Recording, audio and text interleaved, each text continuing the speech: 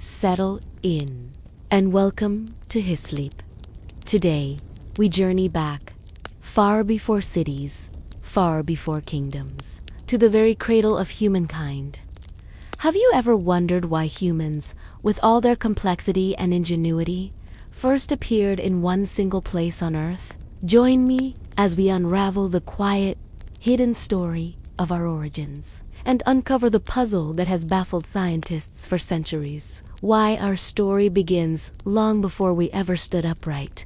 When we talk about the human story, we often jump straight to the moment someone stood upright. Some early ancestor lifting itself from the forest floor and taking an uncertain step into the future.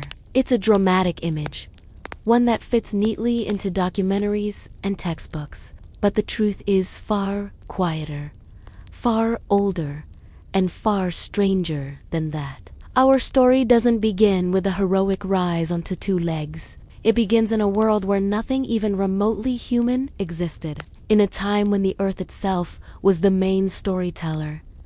Millions of years before anything like us appeared, the planet was already shaping the conditions that would allow humans to evolve. The world was not simply a stage waiting for its actors. It was the writer, the sculptor, the invisible force working behind the scenes. And long before the first hominins took shape, before early apes, before primates, before mammals, the Earth was setting in motion a series of slow, almost imperceptible changes. If we could step back into deep time, we wouldn't see people. We wouldn't even see anything with eyes. Instead, we'd witness a planet reorganizing itself through volcanic eruptions, shifting oceans, and moving continents. These forces didn't just shape landscapes. They created the long corridors of opportunity and danger that life would navigate for billions of years. The story of humans is really the story of a restless planet that never stopped reinventing itself. In those ancient pre-human ages, Africa was already becoming the place where our story would eventually unfold. But at that time, it looked nothing like the Africa we imagine today. The landmass that would later cradle the first humans was hot, humid, and bursting with vegetation. Giant forests stretched across entire regions. Strange creatures roamed the land, animals that would feel unfamiliar to us, yet would play a role in shaping the lives of future species. Life wasn't peaceful. It wasn't gentle. It was a constant experiment of adaptation and extinction, where success depended not on strength, but on the ability to endure change. Every shift in climate, every tectonic movement, every evolving species was another step toward the distant possibility of humanity. Nature was building complexity layer by layer, generation by generation. And then, slowly, primates emerged. Not human primates, not even close. These early creatures lived in the trees, protected by the dense canopy of ancient forests. Their lives revolved around survival, finding fruit, avoiding predators, navigating a three-dimensional world where falling meant death. From these small, fragile ancestors would come the lineage that eventually produced apes, and from apes, hominins, and from hominins, US. But even that part of the story didn't begin when they learned to walk upright. It began when environmental pressures forced early primates to question if we can use that word, their place in the world. Forests shrank, climates shifted, predators grew more efficient. The Earth was changing once again, quietly demanding that animals adapt or fade into the background of history. Evolution doesn't give warnings. It doesn't negotiate. It simply changes the rules and waits to see who can play the new game. As Africa's landscapes transformed, some primates remained in the trees while others descended to the ground. It wasn't a grand decision. It wasn't ambition. It was necessity. Food sources changed. Competition became fierce. The world was no longer the comfortable, leafy paradise it once had been, and by pushing life outward away from safety, away from habitat planet was nudging our ancestors along a path they didn't yet understand. To picture this early stage of our story, imagine a vast savanna forming where forests once stood. The open grassland was a different universe for early primates, dangerous, unpredictable, exposed. But it also offered opportunities, new food sources, space to explore, and room for new behaviors to develop. Slowly, vision became sharper, brains grew larger, and hands became more capable. Still, nothing about these early creatures would make us point and say, "Ah, yes, humans." They were simply animals responding to a world that refused to stay the same. The shift toward upright walking, what scientists call bipedalism, wasn't a single moment. It was a slow adjustment to a new environment where standing tall offered an advantage. Better visibility, freer hands, a more efficient way to move across long distances. But even this wasn't the true beginning of the human story. It was only one more adaptation in a long chain of adaptations stretching back millions of years. Before we stood upright, we learned to survive. Before we survived, we learned to adapt. And before we adapted, the earth itself laid the foundation by altering landscapes, climates, and ecosystems. In this sense, our story is less about what humans did and more about how the planet shaped the possibilities available to us. This idea, this slow unfolding of events, gives our origins a kind of calm, inevitable beauty.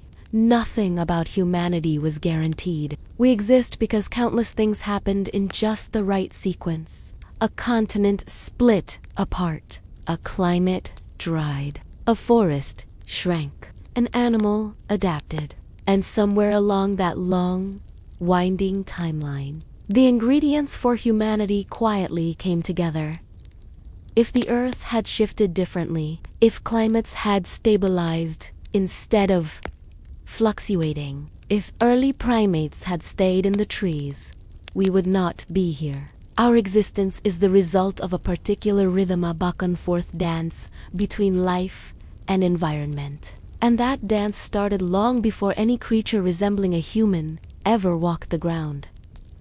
Even now, when we look at fossils millions of years old, we aren't just seeing bones. We're seeing the remains of lives shaped by forces they could never comprehend. We're seeing the story of a planet experimenting with form and function. We're seeing the prelude to our own existence, written in stone.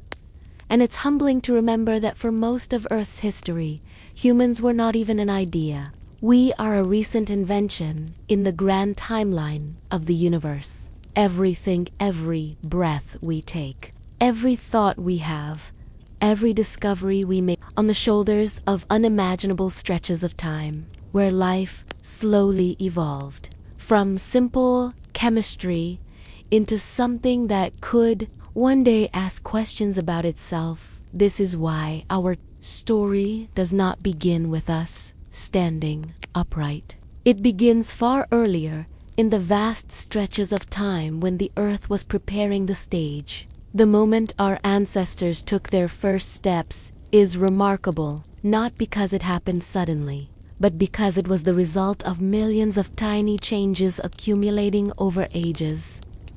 And as we move forward in this narrative, deeper into the evolution of early hominins, deeper into the landscapes that shaped them, deeper into the quiet mysteries preserved in African stone and soil, we begin to understand something powerful. Humanity didn't emerge in a moment of triumph. It emerged in a long sequence of adaptations, each one as humble and quiet as the last dot.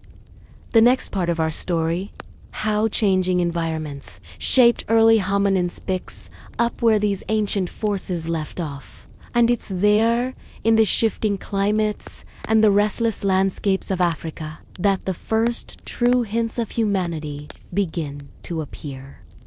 How a changing planet quietly shaped the first spark of humanity.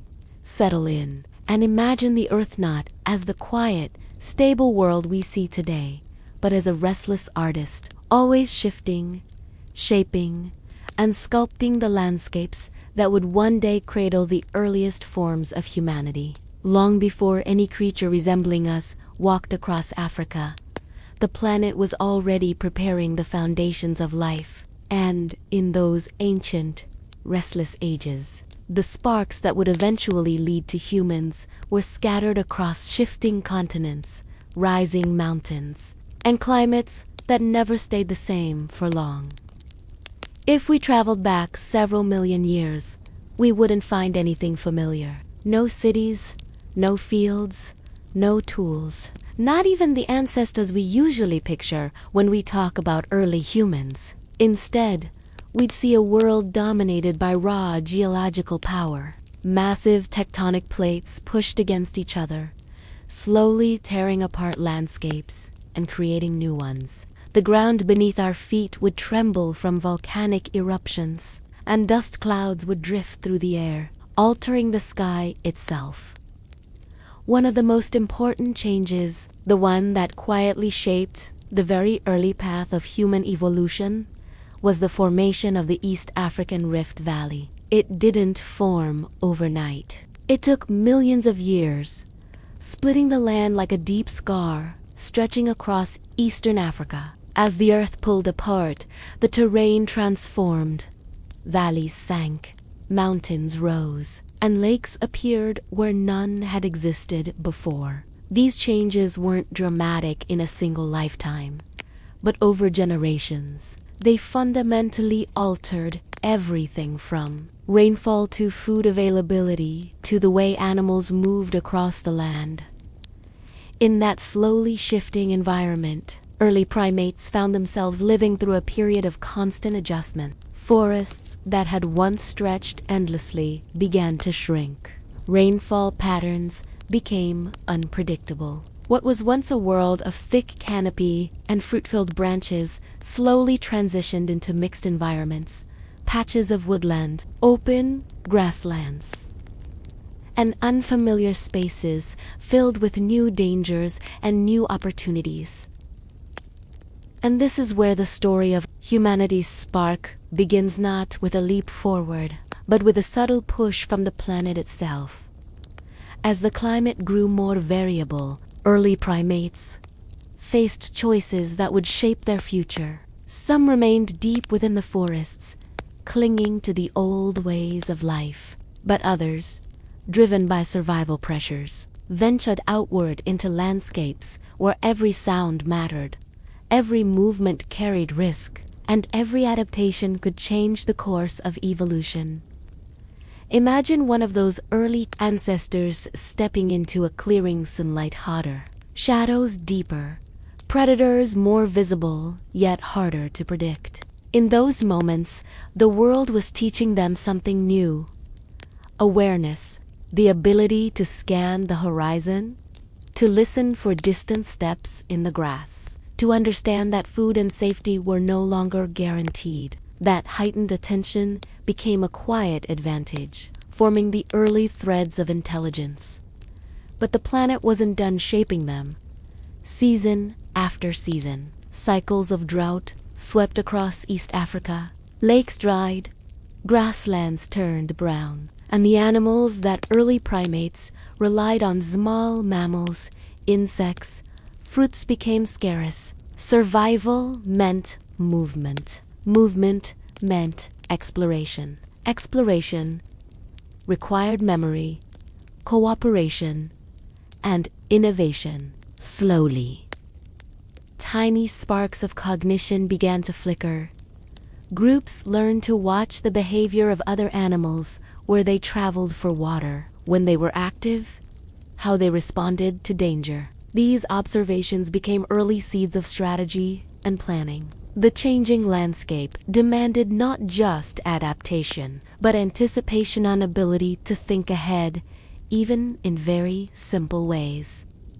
Meanwhile, new predators emerged. Large cats, massive birds of prey, and packs of scavengers roamed the savannas. Early primates were not hunters at this stage. They were prey, and the pressure of being prey shapes a mind in profound ways. Those who were slightly more cautious, slightly more aware, slightly faster to warn their group, those were the ones who survived. The earth was not just shaping body, it was shaping behavior, emotion, communication. As groups navigated these shifting environments, they began to rely more heavily on each other. Social bonds strengthened. Mothers cared for their young longer. Companions learned to share information not in the form of language as we know it, but through gestures, sounds, and patterns of movement. Cooperation became essential. No single individual could navigate a world this unpredictable alone. And then there were the tools.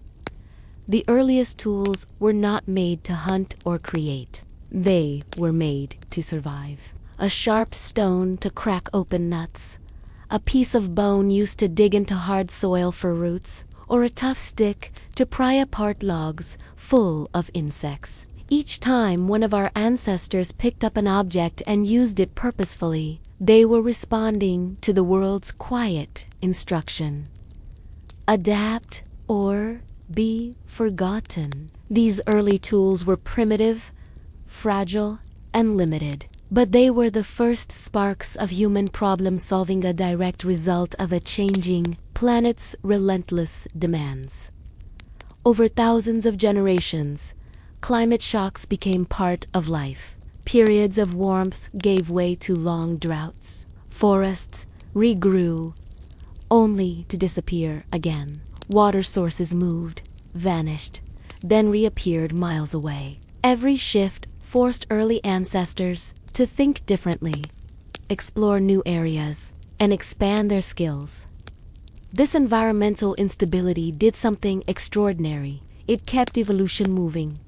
It kept curiosity alive. It kept intelligence growing. Without these fluctuations, without the planet's quiet rhythm of change, our story might have stalled. Intelligence grows not in comfort, but in challenge. And the early world was one long, unfolding challenge. Picture the scene during one of these transitions. A group of early hominins gathered around a shrinking waterhole. They are thirsty, tired, and wary of predators who also need water. They wait, watching the behavior of animals that approach. They study patterns, learning that certain predators come at dawn, others at dusk. This simple observational skill, born from necessity, is the beginning of strategic thinking. Now imagine a child in that group, watching the adults carefully. That child learns which trees have edible leaves during drought, how to follow bird calls to find hidden water, how to read the cracked earth for signs of underground moisture. Knowledge becomes a shared resource, passed from generation to generation, not through words, but through experience. This is how a changing planet quietly shaped the first spark of humanity, not through sudden transformations, but through countless small lessons taught by the land itself. As the earth continued shifting, early ancestors became more mobile. They walked longer distances, explored new territories, and slowly built an understanding of the world around them. Their lives were still simple and vulnerable, but their minds were becoming sharper, their behaviors more complex. The constant movement also brought groups into contact with new landscapes, river valleys, rich with resources, elevated plateaus where predators were fewer, forests that regrew after rains. Each new environment offered unique challenges and opportunities, and each adaptation to these environments added another piece to the puzzle of what would eventually become humanity. Even the shift toward walking upright, one of the most iconic changes in our lineage was influenced heavily by the environment. As forests thinned and grasslands expanded, standing upright became a practical advantage. It freed the hands. It gave a better view. It made long distance travel more efficient. But it didn't happen instantly. It was a response to thousands of years of environmental pressure. The earth shaped us, slowly, quietly, patiently. By the time early hominins began crafting more advanced tools, forming more structured social groups, and exploring wider territories, the foundation of humanity had already been laid not by them, but by the planet they lived on.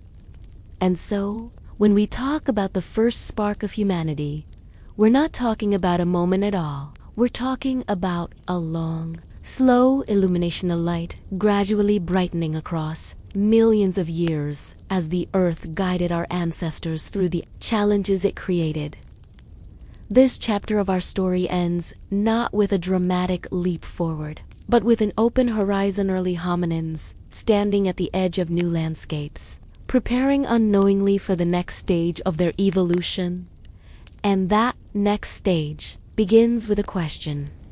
What happened in the Rift Valley that turned early hominins into the first beings who would walk, think, and survive in entirely new ways? The mysterious Rift Valley that became a natural time machine. Imagine, just for a moment, that you're standing somewhere ancient, not simply old, but impossibly old. A place where the earth has been peeling back its own layers for millions upon millions of years, exposing memories the planet never meant to reveal. This place is the Great Rift Valley, a vast geological scar stretching across eastern Africa, and in the quiet hush of deep time, it became humanity's greatest archive. Our natural time machine, the Rift Wasanti, created in a single violent moment. Instead, it opened slowly, like the earth taking a long, stretching yawn. Tectonic plates shifted in subtle, patient movements, sometimes a few millimeters a year, sometimes even less. But over millions of years, these tiny changes created towering cliffs, yawning basins, shimmering lakes, and deserts that seemed to whisper stories carried by the wind to early humans. This landscape must have felt like a world of contrasts. One side, green and lush after seasonal rains, the other cracked and dry beneath a relentless sun. But hidden within this dramatic land was something much more valuable, a perfect environment for preserving the delicate clues of ancient life. Fossils, tools, footprints, bones. The valley tucked them away like pages in an ever-growing book. And millions of years later, that book would be opened by scientists who came searching for the beginnings of us. But let's travel further back to a time when the rift was not yet a cradle of discovery, but simply a shifting, unpredictable world. Lava seeped from the ground in glowing ribbons. Ash clouds drifted like silent gray storms. Lakes filled and emptied again, changing shape like living creatures. Rivers carved new paths, almost whimsically, as if the land itself was sketching and erasing its own story. These constant changes created isolated pockets of life. Some valleys trapped moisture and became cool, forested refuges. Others dried into open grasslands, where only the hardiest animals survived. And, as the environment shifted, species changed with it. Forest-dwelling primates found their trees disappearing. Those who clung only to branches faded from existence. But others, those bold enough to step onto the unpredictable, ground below, began a journey that would reshape the destiny of an entire planet. Here, in the Rift Valley, life was both demanding and deeply instructive.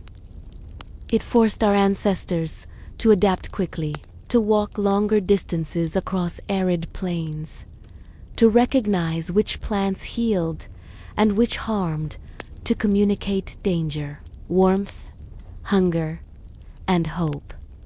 To cooperate not just for survival, but for belonging. Every drought, every flood, every volcanic eruption pressed new lessons into their bones. The valley, harsh as it sometimes was, acted like a slow and careful sculptor, chiseling traits like endurance, curiosity, and problem-solving into early hominins. But the Rift Valley didn't only shape bodies, it sculpted minds. Think of the horizon there, endlessly wide, stretching farther than any forest canopy ever had. For the first time, our ancestors could see storms forming miles away, could track herds as they moved, could observe the movement of the sun and stars across vast open skies. Vision became sharper, planning became essential. The world grew larger, but so did the brain's ability to imagine possibilities within it. And tucked into the lowest places of the rift, where ancient lakes once shimmered, the earth built quiet museums of mud and ash. Every footprint pressed into wet volcanic ash was sealed when the sun dried it. Every bone left near a lakeshore settled into sediment. Every stone tool, dropped or forgotten, sank gently into layers of time. Over millions of years, these layers stacked stratum on stratum like pages in an endless diary written partly by nature, partly by the hands of humanity's earliest ancestors. Much later, modern humans would stumble upon this diary. They would dig carefully, brushing off grains of sand that had not seen daylight for millions of years. They would lift fragile skulls that belonged to ancestors who had walked this land long before language existed. The rift became the closest thing our species has to a time machine, pulling the curtains back on eras we never thought we'd understand. But before the scientists arrived, before the cameras and documentaries and textbooks, there were just the quiet lives of early hominins, moving through this valley as naturally as birds move through the sky. Picture them, if you can. A small group gathered beneath the sparse shade of an acacia tree, their silhouettes long against the late afternoon sun. A mother soothing her child with soft, rhythmic sounds that resemble the first warm seeds of language. A pair of juveniles tapping stones together, exploring the surprising possibilities of sound and force. Elders scanning the horizon for signs of movement, predators, prey, or simply the promise of water. The rift's vast openness brought dangers to lions with prehistoric power, hyenas with crushing jaws, saber-toothed cats with patience that matched their strength. To survive here, cooperation wasn't optional, it was essential.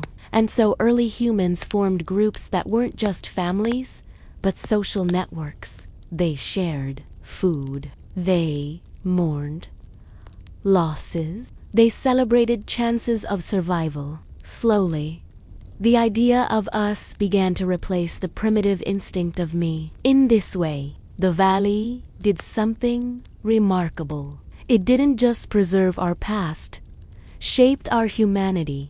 Hot days and cold nights taught resilience. The unpredictable storms taught awareness. The vast landscapes taught perspective, the presence of other species. Stronger, faster, more dangerous taught strategy, planning, and unity. Even the act of walking, upright and steady, became a practical response to life in this ever-shifting terrain. Standing tall helped our ancestors see farther. It freed their hands to carry tools, gather food, and eventually craft objects with intention rather than chance. Over millions of years, the Rift Valley became a forge not of metal, but of minds. And then there were the lakes. The Rift Valley Lake Sum, of the most ancient and mysterious bodies of water on Earth. They came and went like breath. When the climate shifted wetter, lakes expanded into huge, shimmering mirrors of sky. When dry periods settled in, they shrank to salty puddles, leaving behind minerals that glittered under the sun. With these changes came booms and busts of life. Fish populations flourished, then dwindled. Shorelines became hunting grounds, then barren desert, then hunting grounds again. Each shift was a new puzzle, a new test for survival. For early humans, every lake bed held opportunity. When waters retreated, they left cracked mud where animals walked, hunted, and sometimes struggled. These moments, captured in footprints and fossil remains, became a record of interactions between species long before anyone thought to study them. It was as if the land itself wanted to remember. Fast forward again to us, modern humans kneeling in the dust with brushes, notebooks, and cameras, marveling at how the earth managed to keep these secrets safe for so long. The Rift Valley didn't simply store information. It protected it, sealed it, and offered it back only when we were finally ready to understand it. So as we stand in this ancient valley, imagining the distant footsteps of creatures who looked almost like Uzbat, not quite, we begin to understand why this place matters. Why it keeps appearing in documentaries, textbooks, museum exhibits, why scientists return to it year after year. Because the Rift Valley is not just where we find the earliest evidence of humanity. It is where the story of humanity, its challenges, triumphs, and transformations was first written.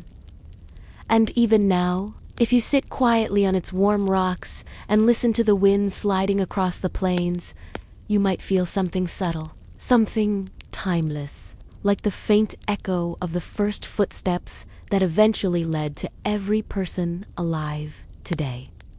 Why early hominins took their first risky steps into the unknown. Settle in. Let the noise of the day soften a little. Now imagine a world where the horizon was not just a boundary, but a question, a quiet, haunting question that our earliest ancestors could not ignore. The story of why early hominins stepped into the unknown is not one of sudden bravery or some heroic impulse. It's a story of slow tension, whispered instincts, and subtle pressures from a world that was changing beneath their feet. For millions of years, small bands of early hominins lived within familiar territory, patches of forest, lakeside clearings, shaded groves that offered both food and protection. Safety, in those days, meant staying close to what you understood. Shelter, water, trees to climb, a rhythm of survival repeated over generations. But the earth, in its quiet and relentless way, was shifting. Forests thinned, rainfall patterns changed. New animals appeared on the plains, some dangerous, some opportunities in disguise. Slow environmental changes don't shout, they whisper. And those whispers began tugging at the edges of hominin life. A fruit tree that once fed an entire family group might suddenly fail to bloom. A river that was dependable for centuries might drift into a new path. Familiar trails grew barren, and in these small, persistent patterns of disruption, early hominins faced a difficult truth. The old ways were no longer enough. But stepping into unknown territory came with terrifying risks. The open grasslands were wide, bright, and exposed no branches to grab, no canopy to hide beneath. Predators moved freely there. Lions, saber-toothed cats, giant hyenas. To walk into that world meant offering yourself to danger. So why did they still go? It began, perhaps, with hunger. A simple need, but one that forces choices. A mother searching for enough food to eat while carrying an infant. A small group struggling through a dry season harsher than the last. When surviving in the familiar spaces became too uncertain, curiosity paired with desperation pushed them toward distant shapes in the landscape. The outline of a tree cluster far away, a glimmer of water, or the sound of animals migrating. Curiosity is often painted as a purely human trait, but its roots appear far earlier. Even before modern humans, early hominins showed signs of exploratory behavior. Young individuals wandered slightly farther than adults. Some experimented with different foods, roots, insects, tough grasses. A few daring ones might have walked to the edge of the forest and stared out at the golden sea of grass, sensing that beyond that brightness, something different waited. These moments weren't dramatic. They were quiet, almost instinctive steps. A child following a sound, a forager drifting a little farther than usual, a group moving to chase migrating herds of antelope because the forest no longer offered enough. Step by step, the unknowable became slightly familiar. Then came a powerful catalyst, the changing competition. Hominins weren't just sharing the land with predators, they were competing with other primates, other hominin species, and a growing variety of mammals for the same food sources. When competition rose, the boldest or most desperate individuals pushed into spaces others feared. Over time, those small risks turned into longer journeys. Imagine one of those early explorers, lightly built, scanning the horizon with wide, cautious eyes. Every sound, a warning. Every shadow, a possibility.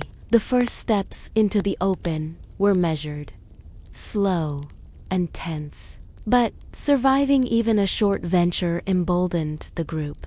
A cluster of berry bushes discovered just outside the forest might lead them half a mile farther the next week. A watering hole glimpsed in the distance might require a courage none of them had needed before. This process didn't happen in one lifetime. It took thousands, millions of years. Each generation moved just a little more, ventured just a bit farther, passed down tiny pieces of knowledge. Where water pools after rain, which animals roam which seasons, which plants grow on the edge of the plains, where the safest crossings lie. What began as risk became strategy. What started as hesitation became adaptation. And with each cautious step outward, something remarkable began to unfold within hominin bodies and minds. Their senses sharpened, their social bonds strengthened. They learned to communicate danger, opportunity, direction, and memory more effectively. Solving problems together wasn't just helpful, it became essential. Groups that coordinated survived. Those that didn't quietly disappeared into the long shadow of time. Taking those first risky steps also shaped their bodies. Moving across open terrain required endurance, longer legs, straighter posture, more efficient breathing. Evolution rewards what works, and over vast stretches of time, those tiny physical advantages grew into the traits that make humans so distinctive. But what might be the most profound change is this: leaving the familiar taught early hominins to imagine. When the world around you changes, when you walk into landscapes no one in your group has seen before, you must learn to predict, anticipate, and consider possibilities. The seeds of human imagination. Our ability to foresee what may have first sprouted in those early wanders. Navigating unfamiliar ground. Picture a dusk on the African plains, the sky turning deep crimson. A small hominin group settling behind a cluster of rocks for shelter. They've walked farther than any of their ancestors. They hear distant roars, the calls of unfamiliar birds. The air is cooler. The grasses are taller. Maybe they feel fear. but also a strange plan alertness to new opportunity. That moment, multiplied thousands of times across thousands of generations, is how humanity began to stretch outward, not with conquest, not with grand decisions, but with tiny trembling acts of exploration, quiet bravery, persistent adaptation. The unknown wasn't a choice, it was a necessity. But, in meeting it, early hominins planted the earliest roots of a pattern that would shape all of human history: the urge to move, to search, to push into places we do not yet understand. And those first uncertain steps, taken millions of years ago, became the foundation of the human journey. A journey that would eventually lead our species across continents, over oceans, and up into the skies. But that story continues beyond this point. And the next chapter waits patiently, just like the horizon once did for them. The slow, quiet transformation from wanderers to survivors. Take a moment, breathe slowly.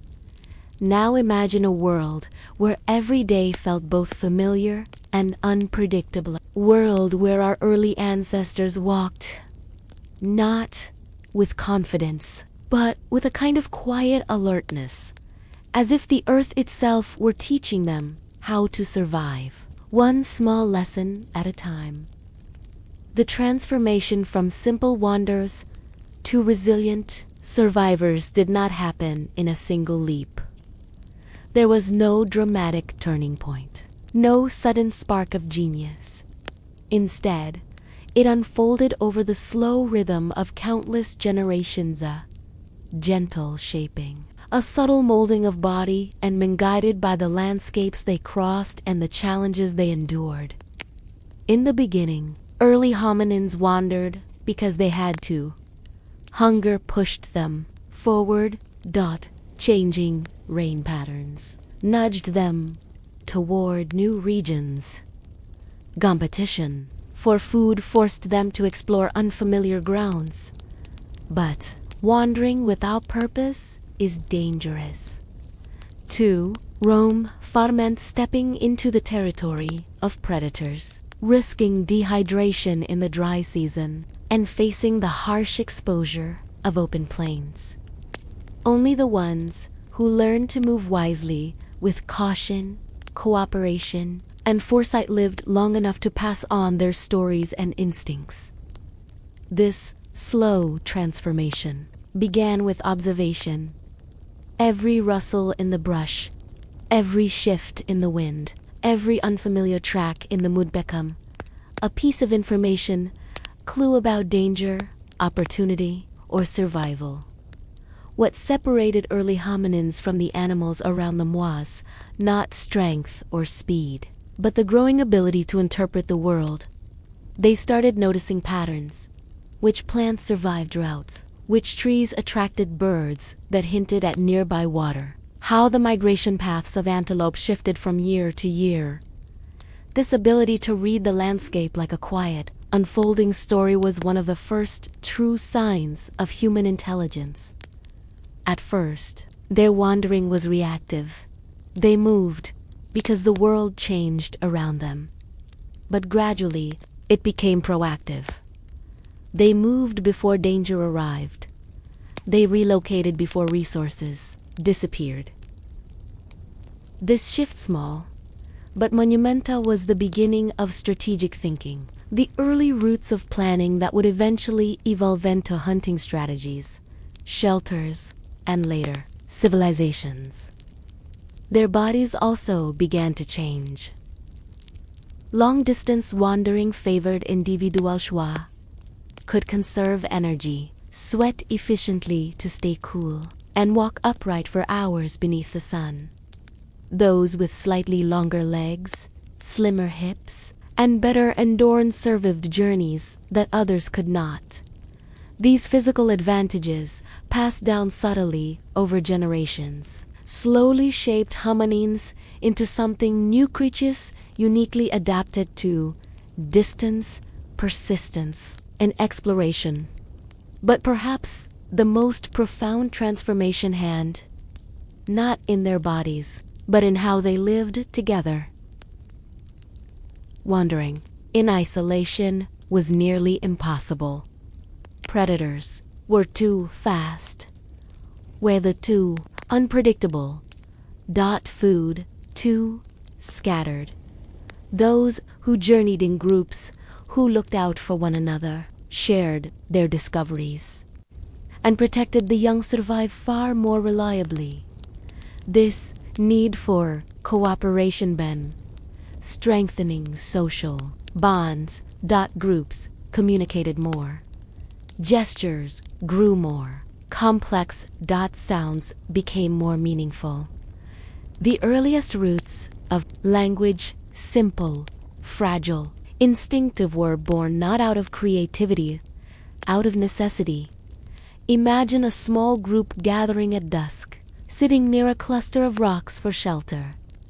A forager returns, pointing toward the west, trying to explain where she found fresh tubers. A young male signals danger. He's seen large tracks near the river. An elder remembers a distant pool of water that only appears after seasonal rains. These exchanges scattered were the seeds of communication that would one day become speech. With better communicate, coordination. With coordination came better survival.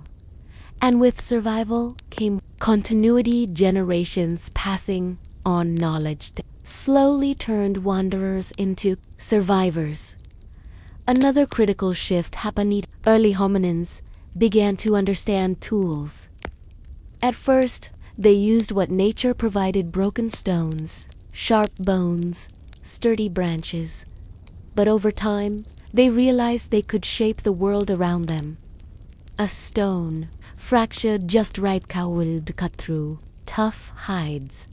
A broken branch could pry open termite mounds. Dig for roots hidden beneath dry earth. These small innovations expanded their diet, allowed them to survive in hostile environments that would have been impossible for earlier ancestors. Tool use didn't just make life easier, it changed how they thought. It encouraged planning. If you kept a sharp stone, you could skin an animal more easily tomorrow.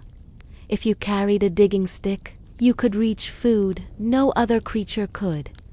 Such decisions required memory, foresight, and the ability to imagine a future situation.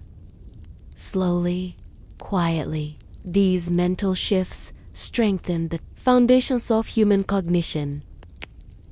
As they traveled farther and encountered new landscapes, rocky hills, grasslands, wetlands, and woodlands, they adapted again.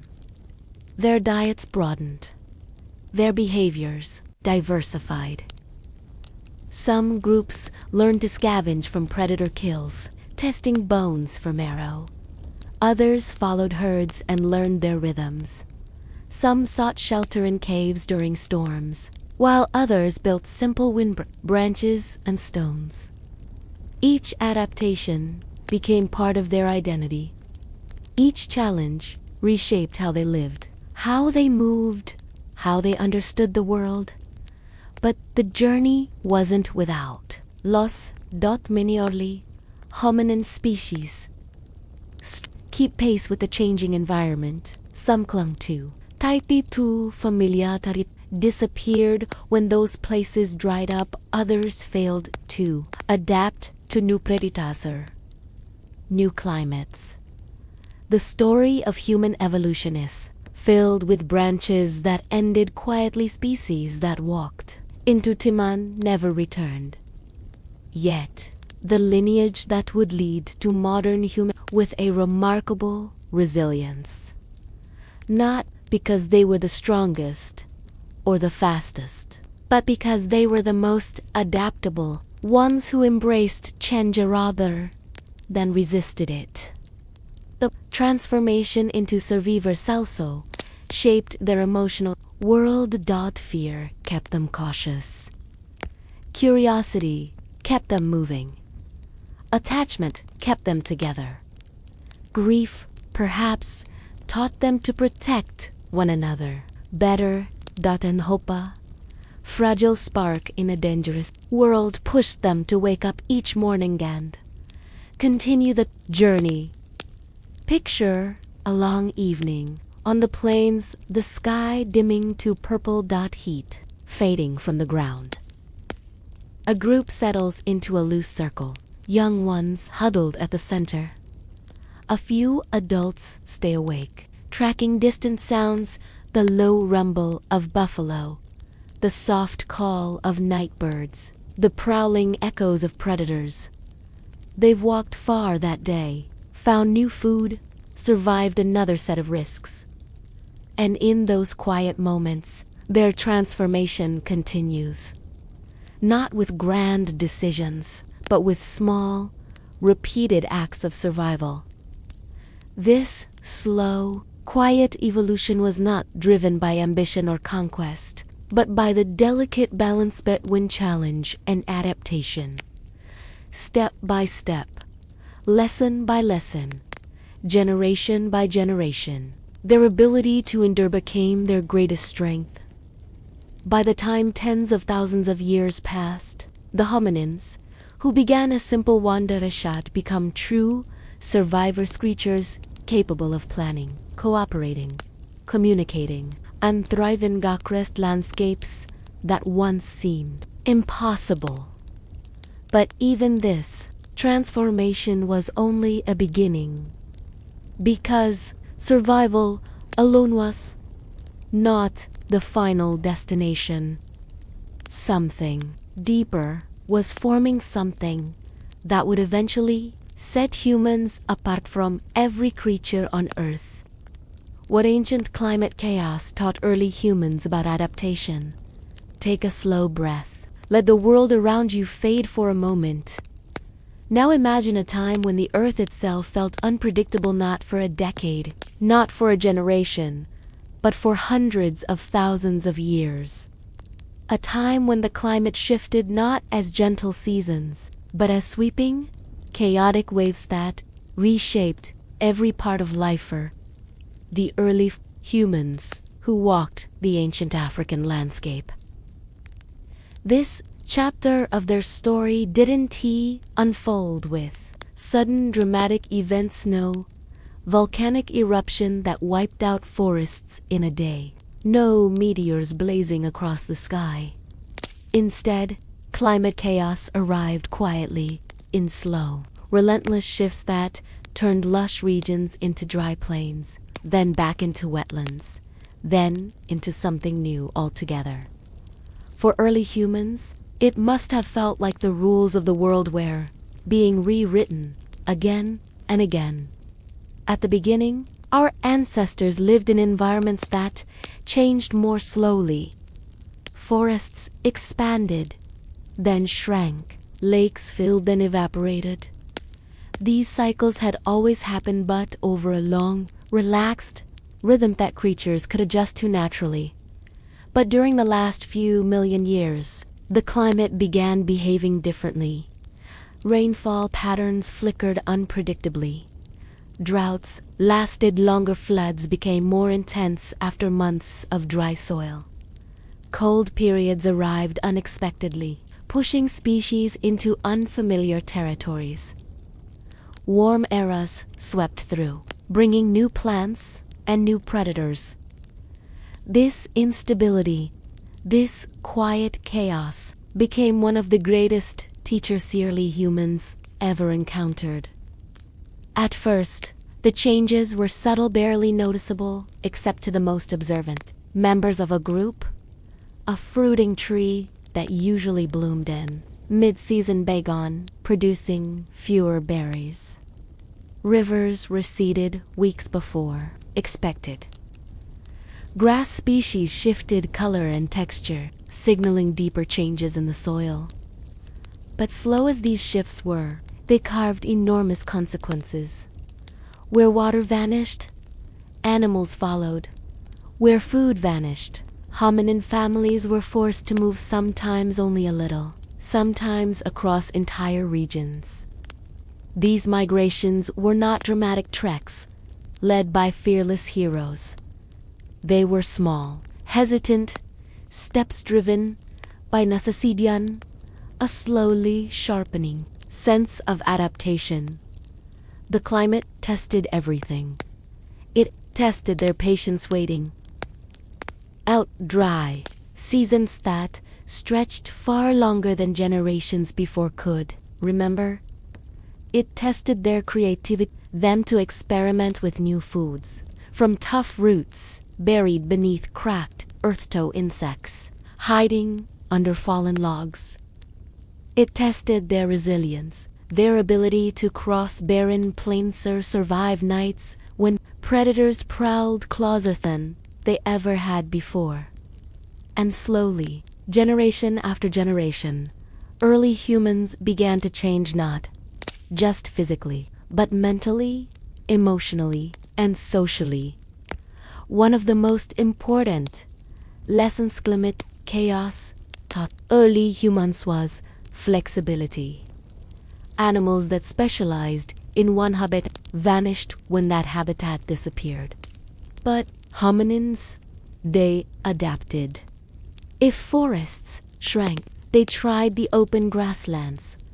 If rivers dried, they searched for hidden springs. If one food source failed, they learned to rely on another. Their ability to shift strategies become their superpower. Imagine a small group living near the edge of a once lush valley. Generations before, their ancestors gathered fruit from tall trees and hunted small animals beneath the forest canopy. But now those trees, once dense with leaves, stand thin and scattered, their branches dry. The animals that lived in their shade are gone. The group observes the changes. They listen to the distant calls of migrating herds. They feel the dryness of the wind. They examine cracked soil for hidden roots. Each member contributes. The elders with memories of wetter years, the young ones with curiosity and boldness, the mothers with knowledge of safe foods for children. Their survival depends on combining these lessons, applying them to a world that refuses to stay predictable. Another profound lesson climate chaos taught: the mwas movement as a way of life. Modern humans often imagine home as a fixed place, a shelter where we return after the day ends.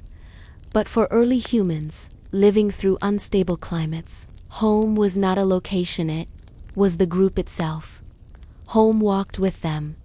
Where the group settled, even for a night, that was home. This shift in understanding them astonishingly adaptable. They learned to read the landscape, a silent map, the color of grasses, the smell of distant rain, the tracks left by migrating animals. Their awareness sharpened not for comfort, but for survival. A young child growing up in this world would learn from the earliest age how to identify edible plants, read weather patterns, follow scavenger birds to potential carcasses, and sense when an area was becoming too dangerous to stay. These lessons weren't written in words, they were etched in instinct, passed down through daily experience. Climate instability also shaped emotional world of early humans. Unpredictability teaches caution, but it also teaches cooperation. A drought shared by a group strengthened their bonds. A successful finding of water brought joy that echoed across generations. Dadanya taught them to trust one another. Harsh seasons taught them to care for the vulnerable, the young, the injured, the old. The tenderness that grew from hardship, one of humanity's defining traits. Climate chaos didn't harden early humans, softened them in some ways, teaching empathy as a survival strategy. Another lesson: the shifting climate taught them was foresight. Animals react to the present, but early humans began predicting the future. If clouds formed in certain patterns, they anticipated storms. If food supplies diminished too fast, they rationed. If herds changed their direction, the group prepared to follow. These small sparks of planning became the early threads of imagination, ability to picture a future world and make choices today that benefit tomorrow. Over thousands of years, this foresight shaped not just survival, but culture, identity, and eventually the foundation of human intelligence. One of the most powerful climate changes was in Diado. As environments changed unpredictably, early humans had to become generalists able to eat plants, insects, small mammals, birds, fish, shellfish, roots, nuts, and eventually marrow, from bones left behind by larger predators. This flexible diet sharpened their brain sand, expanded their calorie intake, fueling cognitive growth that would eventually set them apart from every other species on Earth. Imagine a drought year. The grass is brown, fruit trees are bare. Large animals are roaming far from the valley. The group gathers, hungry and tense. An elder kneels beside a dry riverbed and begins digging into the mud for hidden tubers, a skill passed down from her grandmother. Younger members follow, and soon they uncover food that no predator could access. In moments like these, early humans learned not just to survive but to innovate. Innovation, born from desperation, become a cornerstone of their identity. Climate chaos also forced the groups to learn mobility, patterns migrating with seasonal rains, returning to familiar regions suddenly when the world allowed it. They became master chef, adjusting quickly, of sensing when the land was preparing to betray them again. And perhaps the most profound lesson of all, climate chaos taught early humans to embrace uncertainty. For modern minds, uncertainty creates fear. But for early humans, uncertainty was life itself. A normal condition, a constant companion. It shaped their minds into one of courage, curiosity, and acceptance. Nothing stayed the same, and they survived by learning to move with that truth instead of fighting it. In time, this emotional adaptability woven into our species, the quiet resilience that still defines us today. But even as climate chaos molded their bodies and minds, the world continued to shift toward even more dramatic changes that would ultimately shape migrations, create new species, and push early humans toward the next chapter of their evil. The silent role of Africa's shifting landscapes in human evil. The land did not speak in words, yet it shaped every breath, every footstep, every fragile decision of the early humans who lived upon it. Long before they understood themselves as a species, long before tools or stories or memories tied one generation to another, Africa's landscapes were already guiding them softly, silently, and relentlessly. For millions of years, the continent was a place that never stayed still. Lakes swelled and vanished. Forests spread like green shadows and then thinned into open grassland. Rivers wandered into new paths. Volcanic mountains rose like slow breath, then slept again. And through all this quiet upheaval, the early humans learned to adjust, to stretch beyond habit, to let the land sculpt their instincts. There is a saying among modern scientists that Earth was our first teacher. If that is true, then Africa was the classroom where humanity's earliest lessons were written, so subtle that early hominins never realized they were learning them. They simply lived. They moved. They survived, and the landscapes moved with them. The earliest generations were born in regions where dense forests once offered comfort, thick cover, predictable foods, familiar routines. But as the climate shifted, the forests began pulling back like a curtain, revealing a new, unprotected world of grass and sky. The early hominins didn't choose this change. The land chose it for them. And with the forests shrinking, new questions crept into their simple lives, questions without words, only instincts. Where do we find shade now? Where do we hide? Where do we go when the place we knew becomes a place we can't return to? The changing landscapes did not roar or threaten. They whispered. They nudged. They rearranged the board on which early life played out, and slowly, generation by generation, early humans adapted not to one stable environment, but to the art of adjusting itself. Because the land kept changing, they learned to keep moving. Because food sources shifted, they learned to explore. Because water no longer stayed where it used to, they learned to remember. Because predators adjusted to the new open plains, they learned to watch the horizon with sharper eyes.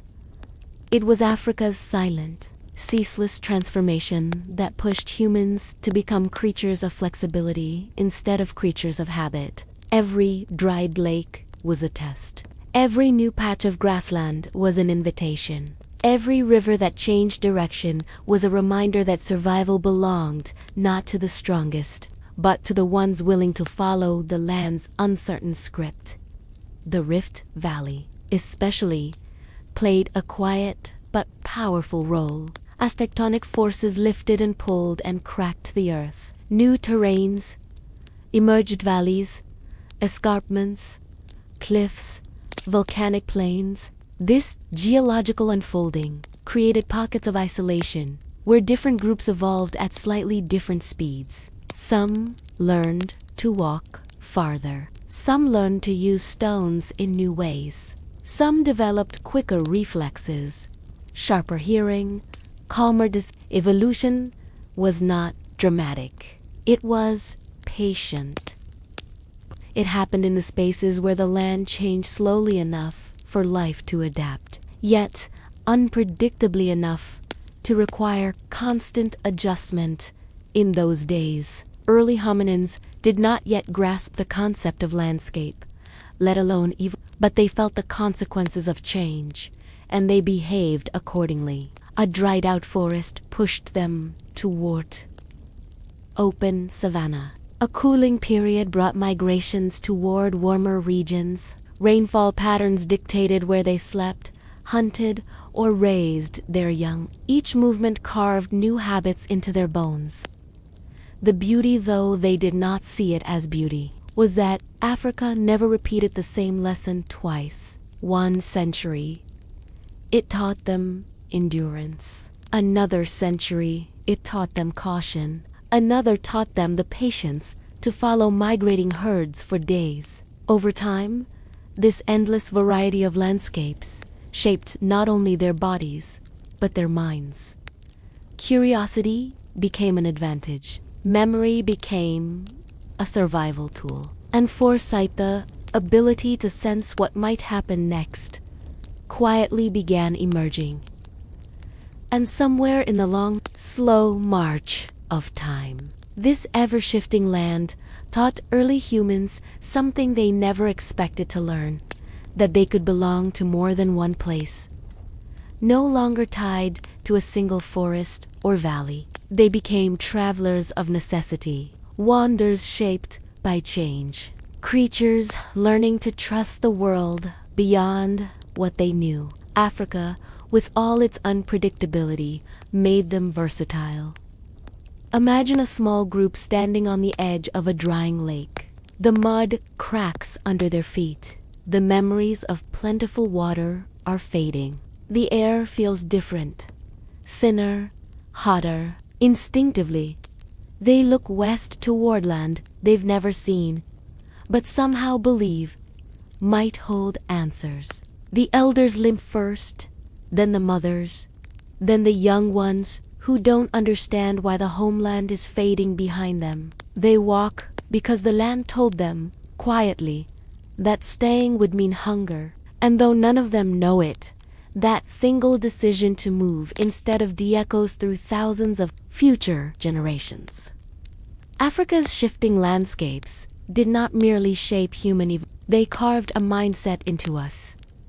The willingness to step forward in uncertainty, to trust the possibility of a better place, even when we couldn't see it yet. Without the continent's restless transformations, humans might have remained small, local creatures, bound to one environment forever. But Africa insisted that we keep learning, keep adapting, keep moving.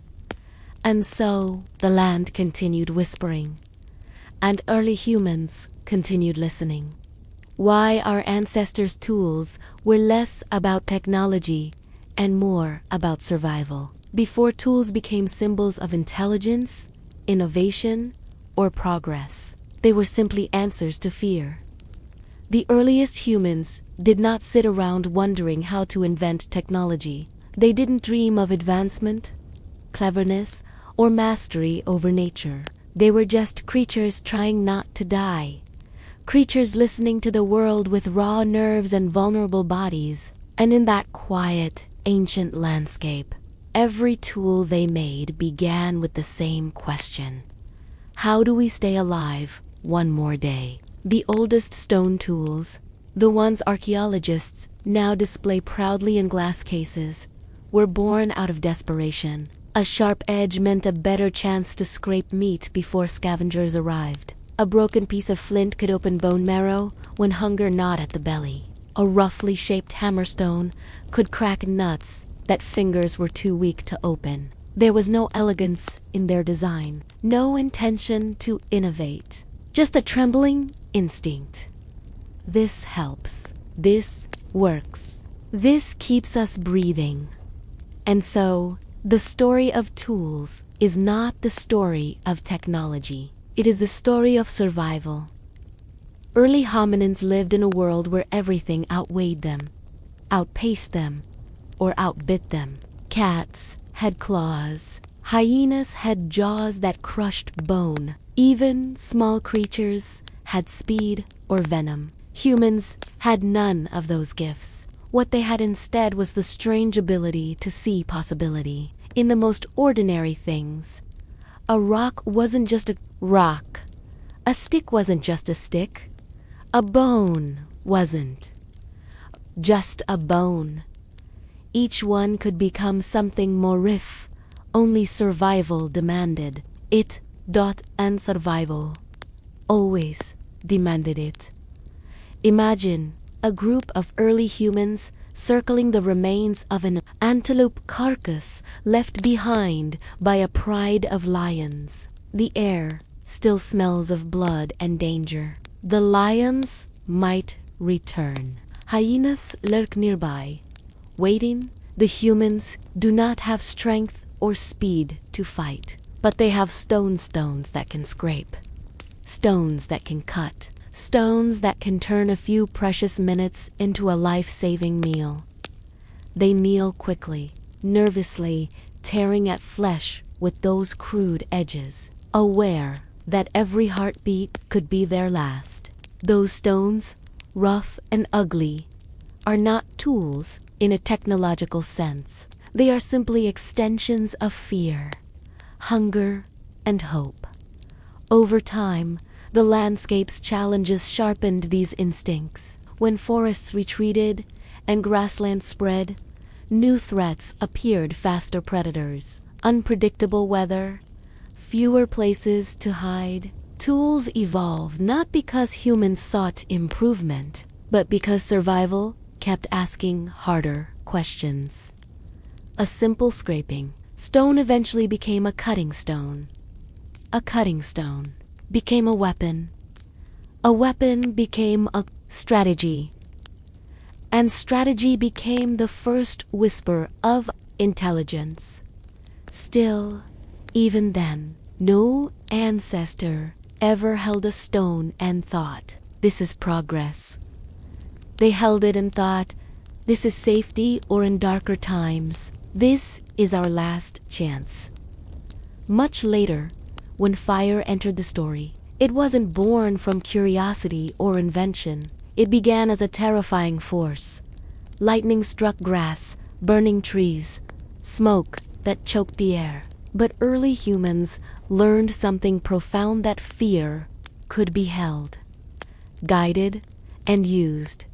Fire gave warmth, light, protection, but above everything else, fire gave time to cook food that was once dangerous, time to sleep safely, time to think with less terror closing in. That extra time, gifted by a simple tool, slowly changed the shape of human life.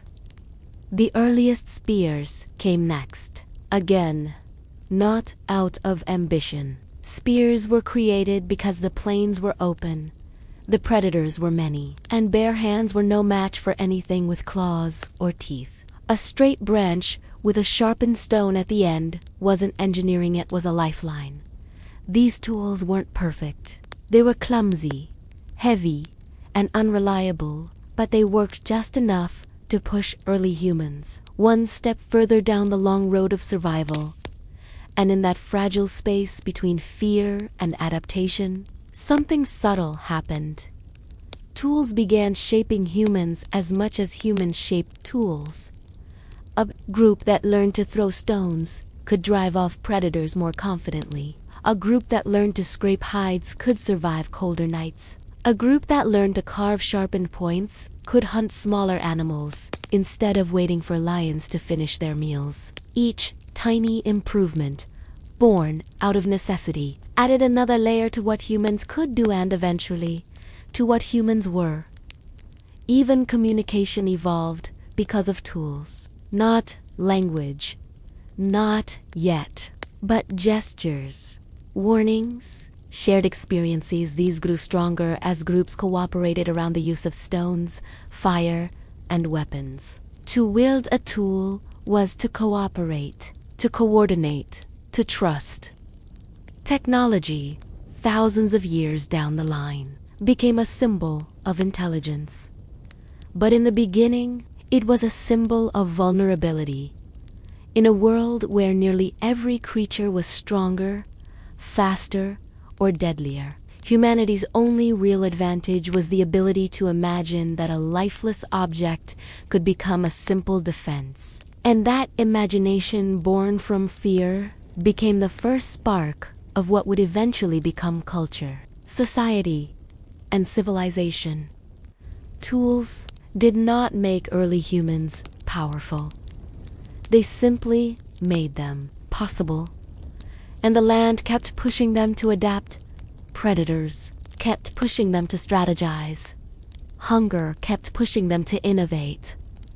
Every new challenge wrote a new chapter in the story of survival.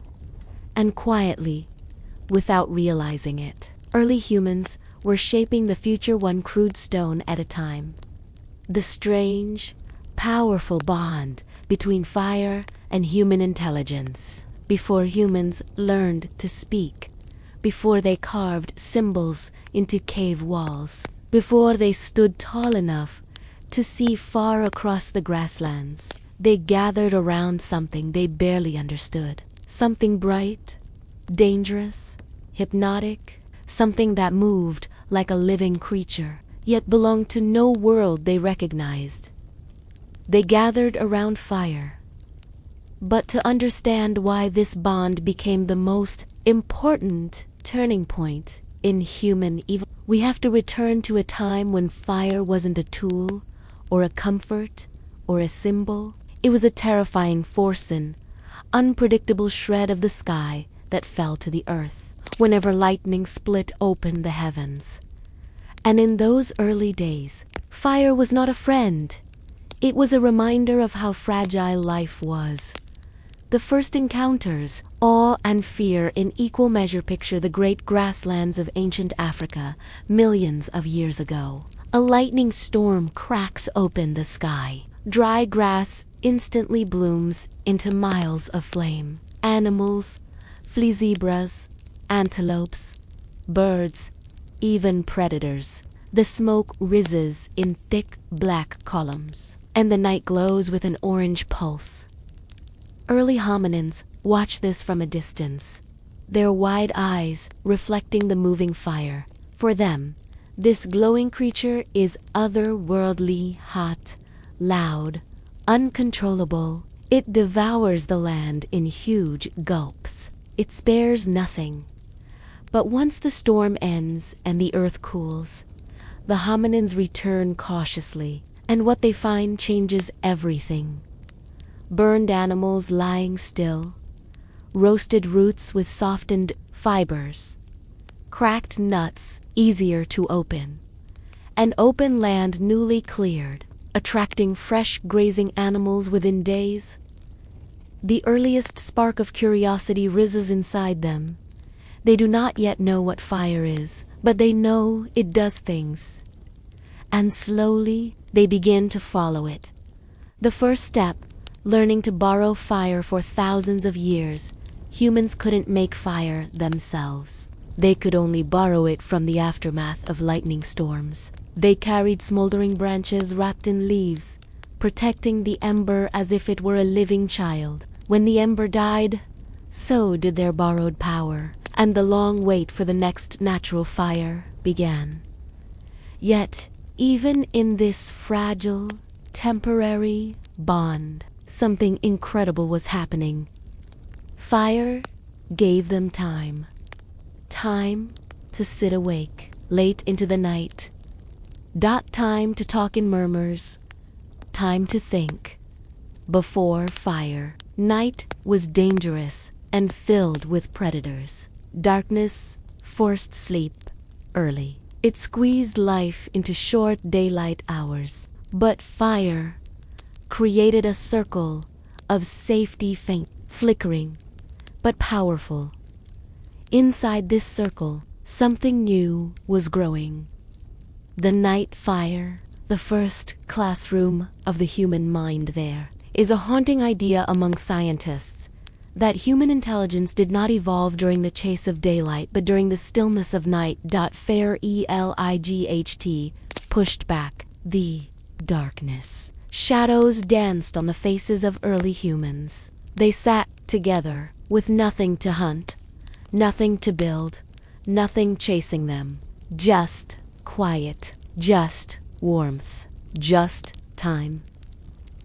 And in that time, the brain did something unusual. It wandered, it dreamed, it imagined, it created stories, it practiced memory, it shaped social bonds under firelight. Humans began to understand one another's expressions. They developed gesture-based communication. The seeds of language sprouted here, not in the urgency of survival, but in the softness of shared warmth. Fire wasn't just heat. Fire was connection.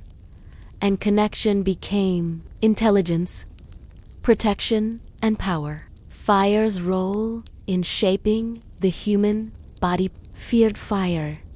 Humans learned that quickly. A burning stick kept lions at a distance. A circle of embers guarded sleeping infants. A campfire turned a vulnerable group into something formidable. Protection changed everything. A safer night meant longer sleep.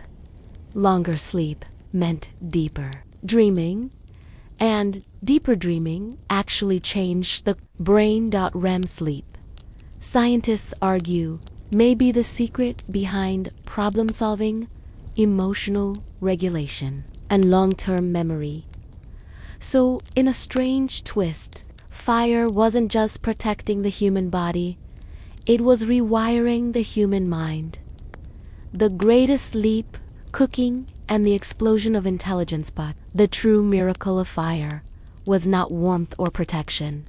It was cooking.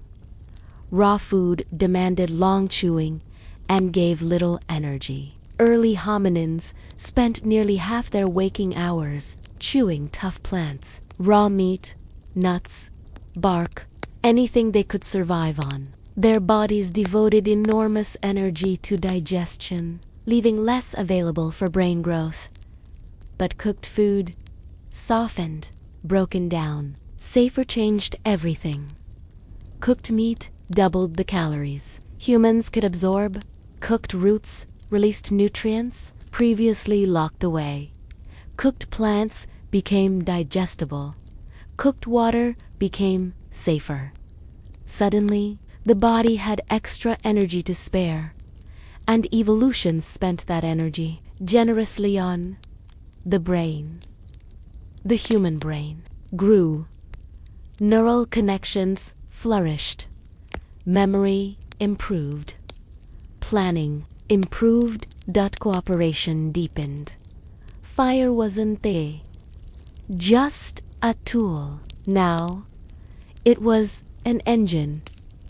The bond between fire and intelligence wasn't symbolic, it was biological. Without fire, the human brain simply could not have evolved into what it is today.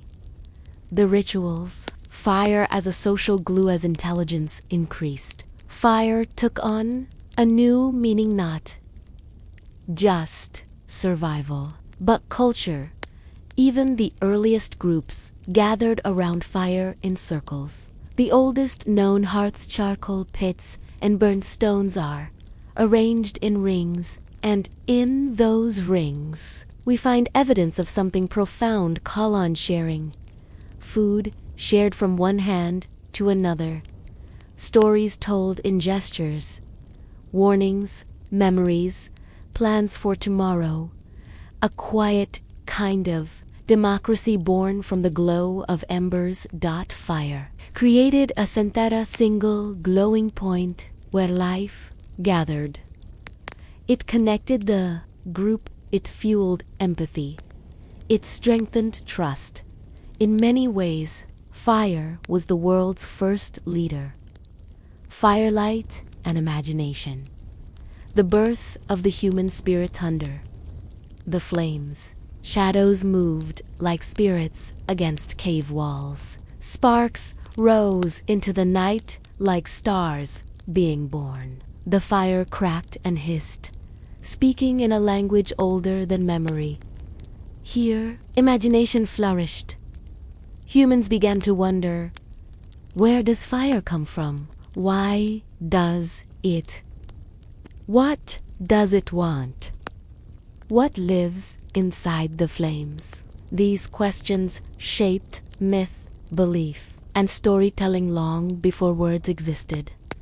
Fire gave humans something extraordinary: the ability to envision things that did not exist. And once imagination awakened, everything changed. Taming fire, the first great mastery of nature. Eventually, after hundreds of thousands of years, humans discovered the secret: how to create fire. Two stones struck together, wood rubbed until friction sparked a glow. Dry leaves coaxed into flame with passionate breaths. For the first time in the history of life on Earth, a species controlled a force once reserved for storms and volcanoes. This mastery was not just practical, it shifted psychology. Humans began to believe they could shape their environment. They could change their destiny, could dream of more than survival. Fire turned fear into confidence, ignorance into curiosity, instinct into intention. This was the moment humans became human. And yet, fire was never fully tamed even. Now, Fire holds a strange power over us. The way we stare into flames. The way candles comfort us. The way campfires make strangers feel like family. The way fireworks draw us upward. The way the glow of a fireplace slows our heartbeat.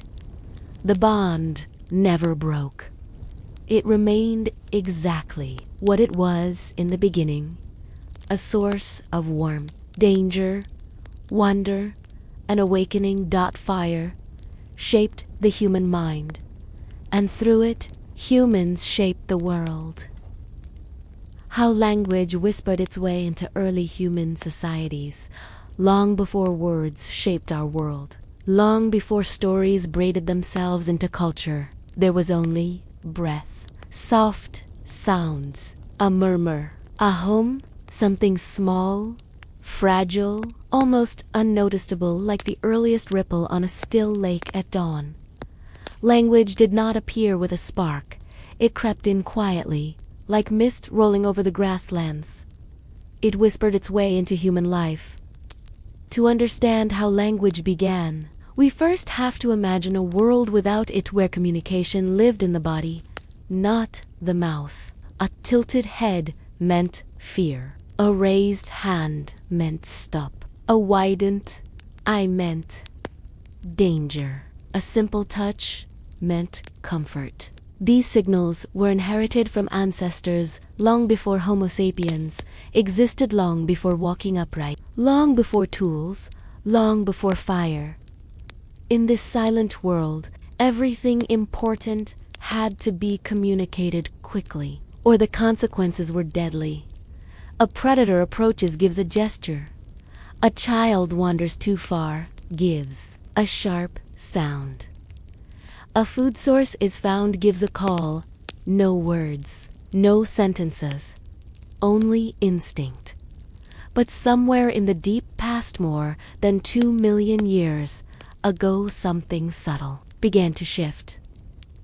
The first sounds, born from necessity, not intention, rainstorms moved across the plains. Night brought cold winds. Fire crackled softly in the center of the group. Families huddled close, eyes watched for danger. And in these tight circles of survival, early humans began to make small, deliberate sounds, not random cries or reflexive calls, but something more like intention. Little clicks, soft hums, low grunts, quiet whistles. Not words, not yet, but sounds with purpose.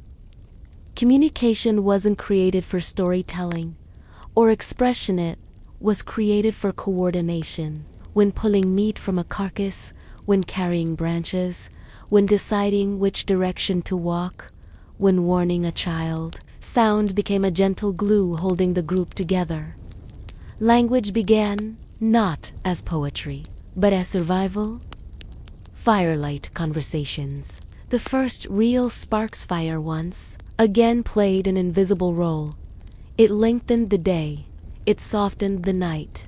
It gave humans something precious, uninterrupted time together. And in those hours, sitting around the fire, watching sparks drift up like tiny dying stars, early humans did something unusual. They engaged socially. They shared food, rested, observed one another's expressions, and made small murmuring sounds that flowed in. Patterns. Those patterns became habits. And those habits became the seeds of proto-language. Silence was no longer the only option. Sound became social. Sound became useful. Sound became meaningful. Imagine the scene. A quiet night, the air cool. The group gathered in a circle. A mother hums lightly to her child while rubbing ash from their skin. A hunter returns from the savannah and gestures with his hands, then adds a rough, simple vocalization, a hint of a story. Others respond with approving murmurs. The child copies the sound, earning soft laughter from the adults. These moments were the quiet classrooms of early humanity. No rules, no grammar, no vocabulary. Just shared experience, woven together with breath, gestures first, words much later. Before there were words, there were hands. Hands pointed, waved, traced shapes in the air. They described size, direction, distance. They warned, they invited, they explained. Gesture language might have been the first true form of communication among early humans. Even today, our hands move when we speak, echoes of a prehistoric system our ancestors depended on. Over time, gestures and sounds intertwined, like vines twisting around a tree. A gesture could be clarified by a noise. A noise could be emphasized by a gesture. Slowly, sound took on new duties. A grunt for come here, a click for danger, a hum for food, a rising tone for where. Small sparks of meaning slowly formed a web. That web grew tighter, and eventually, it became something astonishing. The earliest vocabulary of humanity. The growing brain. Nature makes space for words. Language didn't grow alone. It had a partner inside the human body, the enlarging brain. Cooking, thanks to fire, made calories more available. More calories fueled brain growth. Brain growth enabled memory, imagination, and planning. And all of these demanded better communication. Suddenly, humans needed to explain more than danger or food. They needed to coordinate hunts, plan migrations, settle conflicts, and care for children in new ways. The brain didn't just grow in size, it rewired itself. Neural pathways developed for sound recognition, emotional expression, and pattern learning. Language fit into this new architecture, like a key sliding into a lock. Social groups, where language found its purpose. Humans lived in tight groups, small circles of safety, surrounded by a world of predators and uncertainty. To survive, they had to cooperate. Cooperation demanded communication, and communication slowly drifted from necessity toward something deeper. A mother reassured her child with soft sounds. Two hunters strategized with rhythmic grunts. A group celebrated a successful hunt with rising and falling tones, half voice, half emotion. An elder signaled wisdom with slow, deliberate gestures, accompanied by subtle vocal patterns. Each sound carried weight. Each gesture was a thread. Together, they wove social bonds strong enough to hold communities together. Researchers today believe language may have evolved because groups that communicated better simply survived better. The first names, a revolutionary moment. We don't know when it happened. No fossils record it. No rocks preserve it. But at some point in our deep past, someone, somewhere, spoke the first name. Single word for a single person. Maybe out of affection, maybe out of worry, maybe out of frustration. But that name changed everything, because naming someone means recognizing their individuality. Recognizing individuality means acknowledging identity. An identity is the foundation of society. With the first names, humans became more than a species surviving together. They became companions, partners, rivals, storytellers, caretakers, humans with roles. The whisper of language had become a pulse. Imitation, learning, and the rise of teaching young children imitated. Adults. Adults repeated sounds to toddlers. Patterns formed. Repetition carved neural pathways like rivers carve in canyons. Language became teachable. And once something becomes teachable, it becomes unstoppable. The ability to teach, language accelerated itself. Groups became smarter. Children learned faster. Knowledge lasted longer. Stories began to stretch across generations. Emotion enters the conversation. Another quiet revolution occurred when sound merged with emotion. Tone began shaping meaning. A rising note signaled curiosity. A falling tone signaled caution. A soft sound signaled comfort. A sharp sound signaled anger. Emotion turned communication into connection. And connection turned survival into community. The first stories, when language found its purpose long before myths, long before religion.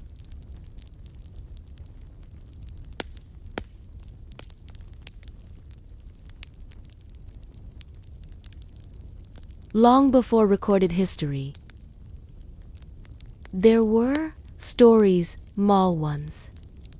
A hunter mimicking the leap of an animal. A mother replaying a frightening moment to warn her children. A group reenacting a thunderstorm. As the fire crackled, an elder describing a place beyond the horizon. These weren't stories the way we know them today. They were survival, lessons wrapped in rhythm. And yet, something magical was starting. Memory, imagination, teaching, bonding, identity, culture. All of these curled softly around the fires of early human groups, whispered into existence long before the world knew the power of words. Language. Not a tool, but a transformation. By the time Homo sapiens began to roam the African landscapes, language was no longer a collection of sounds. It was a force. It created order.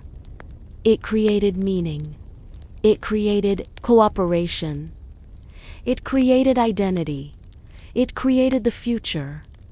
The whispers had become a tide, and humanity was rising with it. Why early humans left Africa and what they carried with them? Settle in and let your mind wander back tens of thousands of years. Picture the sweeping landscapes of Africa. Endless grasslands, dotted with acacia trees, punctuated by rivers, meandering through valleys, and shadowed by distant mountains. Here, early humans thrived, surviving the quiet challenges of the savanna, learning the rhythms of the earth, the seasons, the migrations of animals, and the subtle changes of the climate. For countless generations, Africa had been both home and teacher, shaping bodies, minds, and communities. Yet even in this vast cradle of life, a gentle restlessness began to stir. It was not loud or sudden. It was a whisper in the minds of those early humans, an innate curiosity, a quiet urge to move, to explore, to step beyond the boundaries of what was familiar. Some of it came from necessity. Food sources dwindled, droughts arrived unpredictably, and the ever-present shadow of predators demanded vigilance. But much of it came from an unspoken drive, something deep within the human spirit that longs to see what lies beyond the horizon, to understand the unknown, and to carry knowledge forward. Small groups began to wander, tentatively at first. They followed herds of antelope across familiar plains, and then, slowly, ventured into lands unknown. Every journey was fraught with danger, unfamiliar predators, strange terrains, unpredictable weather, and the threat of starvation. Yet, with each step, they learned to read the landscape, to anticipate patterns, and to adapt to what they found. Each crossing of a river, each trek over a ridge became a lesson etched into memory and passed down through stories and gestures, and with them, they carried more than just their bodies. They carried the knowledge of survival, how to make fire from flint, how to craft stone tools that could cut, scrape, and protect. They carried the lessons of the land, which plants were safe to eat, where water could be found even in dry seasons, how to track animals by footprints, smells, and broken branches. Fire, the glow of which had warmed and protected their ancestors for generations, was carefully tended and carried like a living companion, a beacon of safety and hope. But they also carried something less tangible, yet even more powerful: culture, memory, and social bonds. Stories, gestures, and shared experiences traveled quietly with them. Knowledge of how to cooperate, how to care for the young, the sick, and the elderly became indispensable companions on these journeys. A group that worked together survived, one that did not perished. Every act of sharing food, warmth, advice was a thread weaving them closer together, ensuring that no one was truly alone, even in unfamiliar lands. Leaving Africa was not an abrupt decision. It was a long, slow process shaped by countless generations. Climatic shifts nudged populations toward new territories, while scarcity of resources pushed the most adventurous groups to take calculated risks. Those who ventured first learned, and their lessons spread quietly among the wider population. With every successful journey, confidence grew. Maps were etched into memory, safe pathways discovered, dangerous areas noted, and knowledge accumulated like invisible treasure. Each migration was a careful balancing act. The risk of venturing into the unknown was immense, but the potential rewards were equally compelling. New lands offered fresh food sources, new materials for tools, and novel challenges that demanded innovation. As they explored, early humans adapted their hunting strategies, refined their tools, and experimented with new ways of building shelters. In a sense, the land itself became both a classroom and a proving ground, shaping intelligence, cooperation, and resilience. The items they carried tell a story about priorities, about what mattered most. Stone tools were essential, yes, but so was fire, clothing made from hides, and simple ornaments or tokens that may have had symbolic or social significance. Each item was selected carefully for both utility and meaning. These objects were extensions of themselves, embodiments of knowledge, culture, and survival skills honed over thousands of years. As these early humans moved out of Africa, they also carried the seeds of adaptability and creativity. Environmental challenges were met not only with physical skills, but with imagination. New threats demanded novel solutions, sometimes a clever trap to catch game, a better method of storing food, or a more effective way to communicate danger. Each problem solved reinforced the human capacity to think ahead, plan, and share that knowledge with others. Perhaps most remarkable of all was the way they carried memory itself. Lessons learned from encounters with predators, floods, droughts, or rival groups were never forgotten. They were encoded into stories, gestures, and practical demonstrations. This transmission of knowledge was invisible, yet essential. It allowed subsequent generations to benefit from the experience of those who had gone before, making the journey into new lands not an act of blind luck, but a guided, informed process. As they spread across continents, leaving Africa behind, these humans laid the foundation for what would become the vast tapestry of human civilization. They brought with them not only the tools and techniques of survival, but also the early seeds of social cohesion, culture, and curiosity. Every river crossed, every valley descended, every unfamiliar terrain explored was a step in a journey that would continue for tens of thousands of years, shaping the story of humanity in ways both subtle and profound. Even as they ventured into new territories, traces of Africa remained in their minds and in their ways of life. Knowledge of the seasons, patterns of animal behavior, strategies for cooperation, and respect for the land were all carried quietly, like a whisper guiding them forward. Africa had given them the spark, and beyond its borders, that spark would ignite slowly, steadily, and inevitably into something larger, a story of exploration, adaptation, and enduring human ingenuity. Crossing harsh worlds, the first journeys into new continents, settle in and take a slow, deep breath. Close your eyes for a moment and imagine the vastness that stretched beyond the familiar plains of Africa. For the first humans who dared to leave the cradle of their ancestors, the world beyond was a mystery unmapped, untamed, and at times unforgiving. Mountains loomed like silent giants. Rivers roared with life and danger.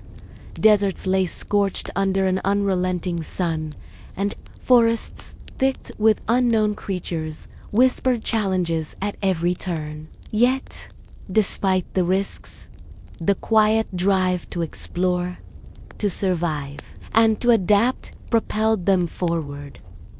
These first journeys were never simple or straightforward. They were gradual, measured, and marked by countless small decisions that could mean life or death. Groups moved in cautious waves, testing each new landscape with care, learning its rhythms, and noting the presence of predators or food sources. Each crossing of a river or climb of a ridge was a lesson etched into memory, shaping their understanding of the world and building the invisible maps that would guide generations to come.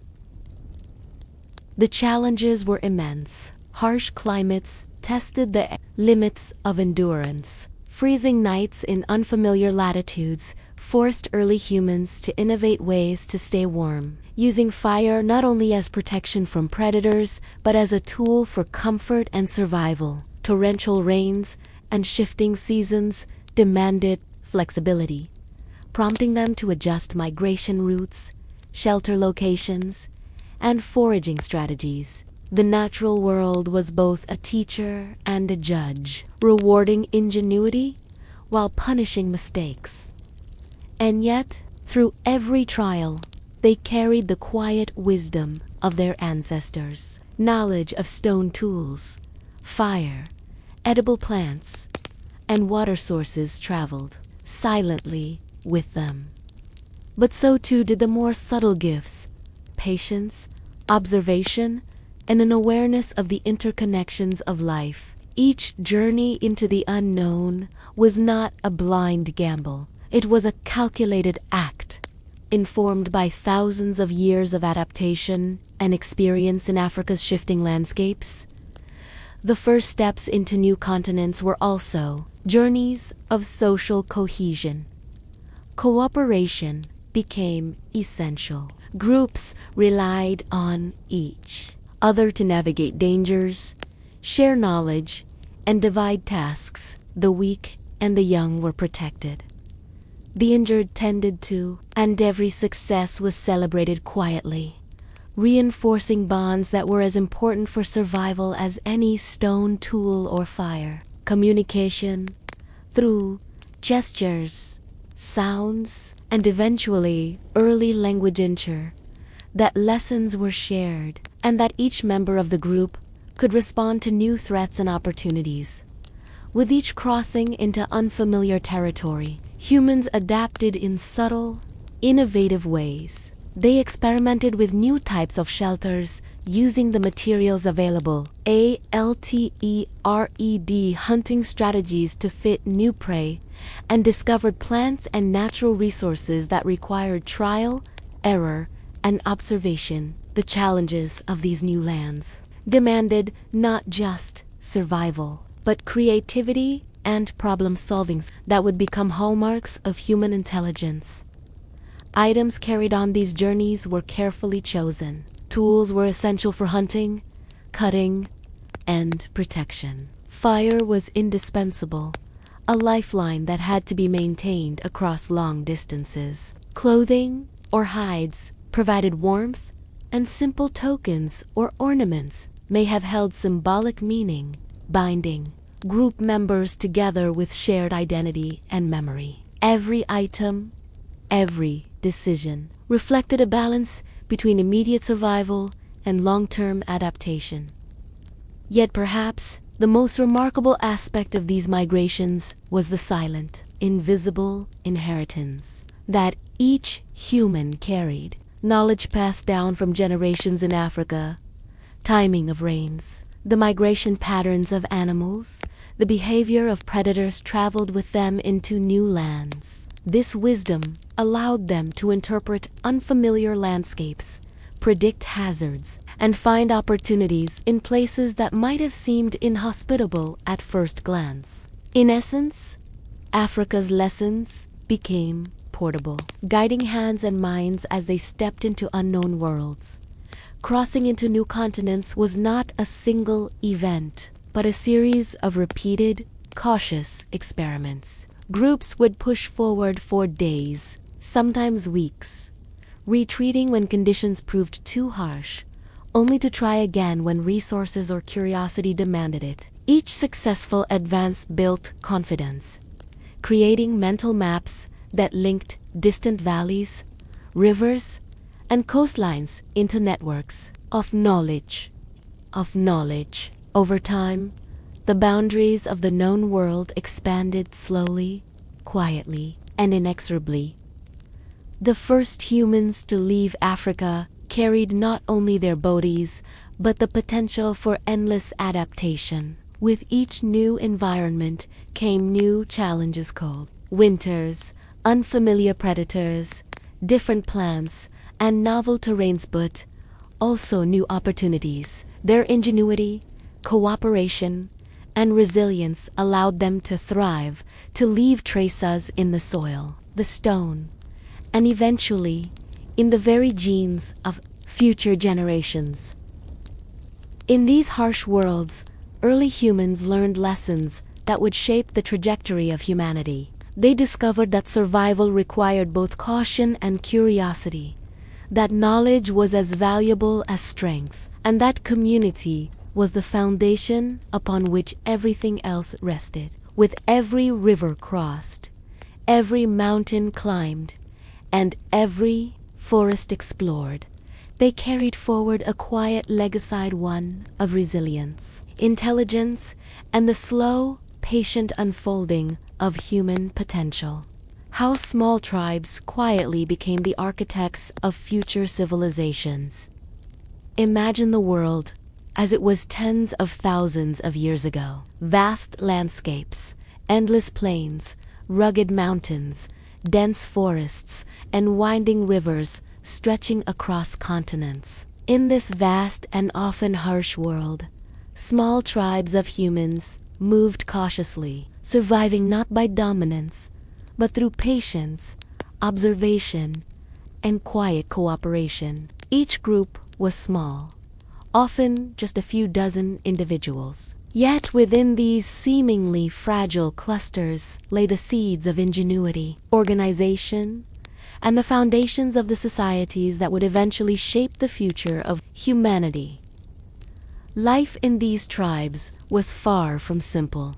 Every day demanded attention to countless small details. Locating safe sources of water, identifying edible plants, trekking game, monitoring seasonal changes, and remaining vigilant against predators. These early humans learned to observe the world with precision, noticing subtle shifts in the wind, the patterns of clouds, and the faint traces of animals across the earth. Every piece of knowledge, every small skill, became essential for survival, and these lessons were quietly passed down from one generation to the next. Within these tiny communities, cooperation was not optional, was essential. Division of labor developed naturally. Some members hunted, others gathered, some maintained fire, while others cared for the young, the elderly, and the injured. Communication, though primitive by modern standards, was deliberate and effective. Gestures, facial expressions, and early sounds formed a shared language of necessity. Through these interactions, the tribes learned more than survival. They began to cultivate understanding, empathy, and the subtle dynamics that would later define complex societies. What is remarkable is how innovation arose quietly, almost imperceptibly, within these small groups. A slightly improved spear, a sturdier shelter, or a new way to store food was not celebrated as invention, but simply integrated into daily life. Each small improvement was cumulative, laying the groundwork for more sophisticated technology and social structures over countless generations. These tiny shifts, repeated across dozens of tribes over vast areas, created a quiet web of knowledge that would eventually ripple outward, shaping the very architecture of human civilization. The social bonds within these tribes were also critical. Trust was more than a virtue. It was a survival mechanism, sharing food, warning each other of danger, or cooperating to corner game required a level of coordination that depended on mutual understanding. These relationships were reinforced quietly through shared experiences, rituals, and the implicit understanding that survival depended on the group rather than the individual. Through these bonds, early humans began to internalize the concepts of leadership, responsibility, and community lessons that would echo through millennia. Even the simplest tools carried meaning far beyond their immediate function. Stone blades, fire-starting kits, and woven baskets were extensions of the human mind, physical manifestations of problem-solving and foresight. The careful crafting, maintaining, and teaching of these tools strengthened the cognitive abilities of the group and subtly introduced ideas of planning, precision, and intentionality. These lessons were not written in books or recorded on tablets. They were whispered from one generation to the next, a quiet curriculum of survival and innovation.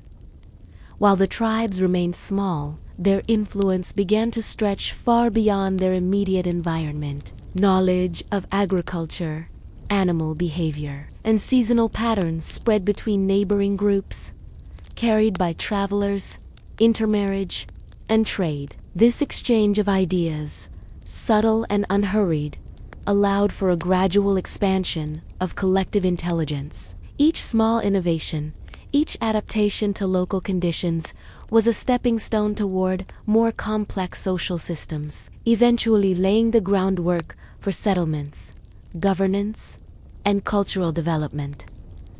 Interestingly, these early tribes also began to experiment with symbolic behavior, which would become a hallmark of human civilization. Simple ornaments, painted markings, or carved objects carried meaning's identity, status, or memory that went beyond mere survival. These acts of creativity were subtle, quiet, and often overlooked by modern observers. Yet they represent the earliest forms of culture, narrative, and human expression.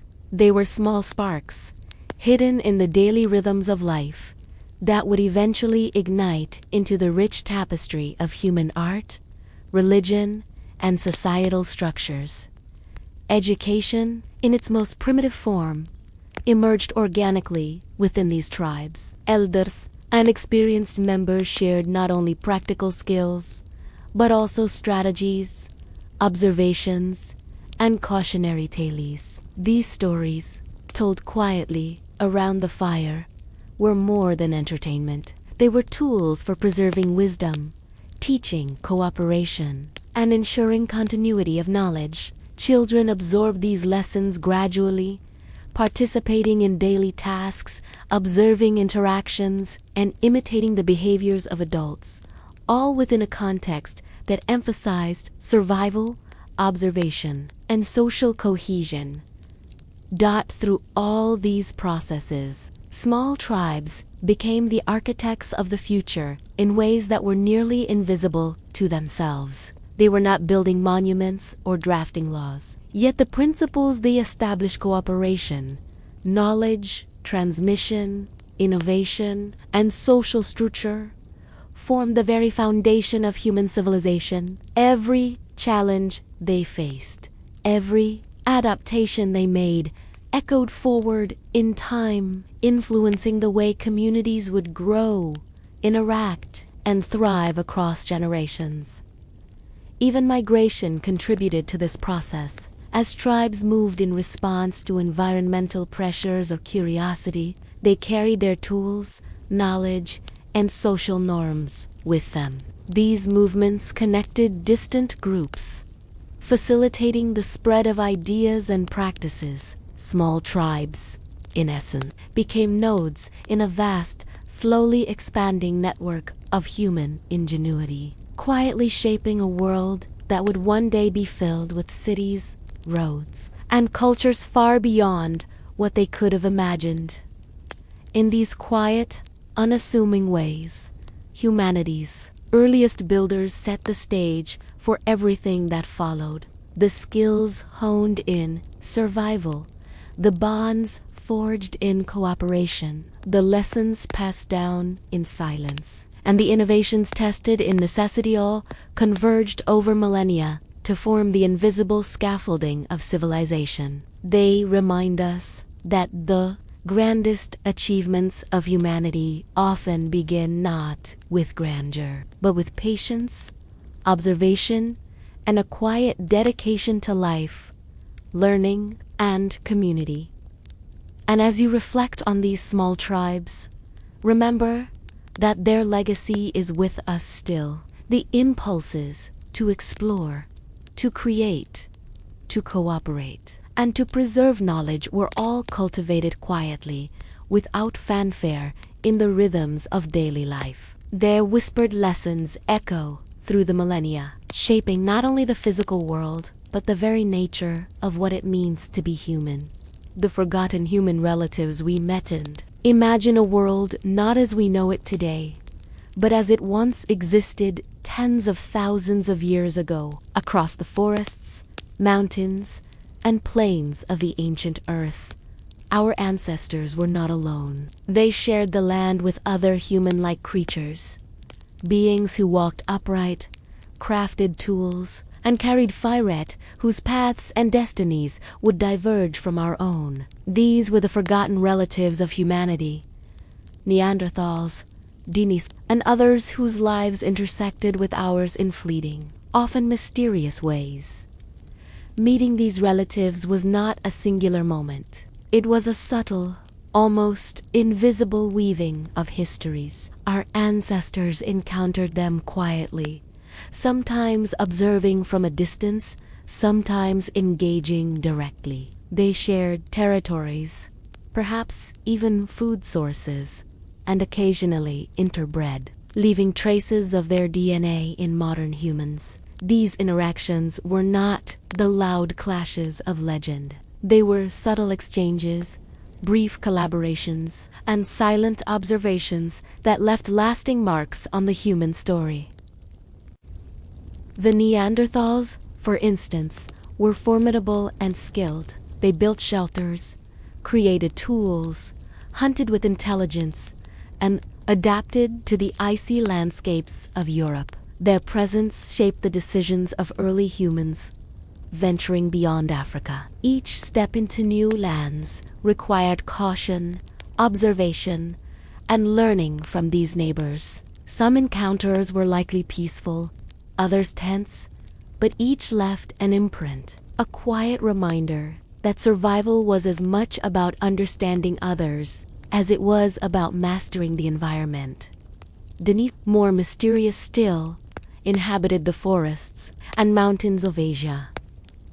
Though the physical evidence of their lives is sparse, the genetic traces tell a story of connection, interbreeding, and shared adaptation. When early humans crossed paths with these relatives, they may have exchanged knowledge of resources, terrain, or survival techniques. Even in the absence of detailed records, these encounters shaped the biological and cultural trajectory of our species, influencing traits such as immunity, metabolism, and adaptation to different climates.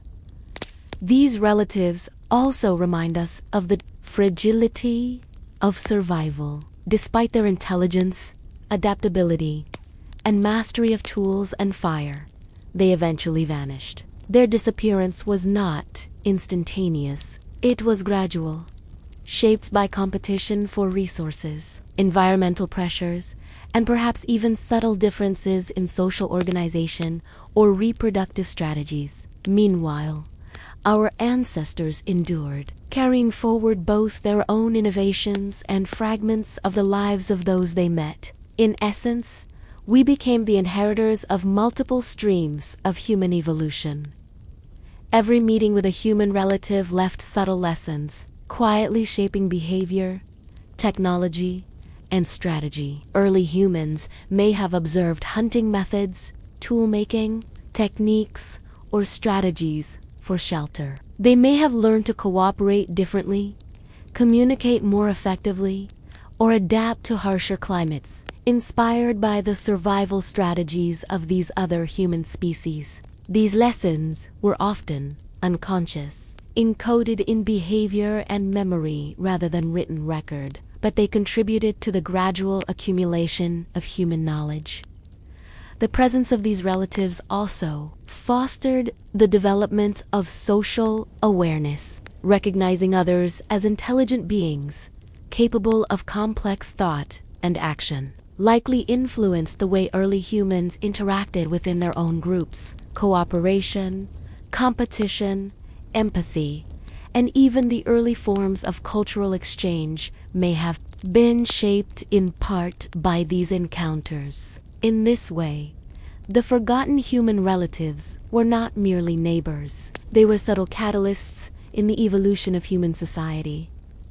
While much of their world has vanished, traces remain. Fossilized bones, stone tools, and genetic markers tell us of lives intertwined with ours in unexpected ways. Even the small amounts of DNA found in modern humans carry silent stories of encounters, adaptation, and shared survival. These whispers from the past remind us that human evolution was not a solitary journey, but a complex, interwoven tapestry of interactions, trials, and survival across species.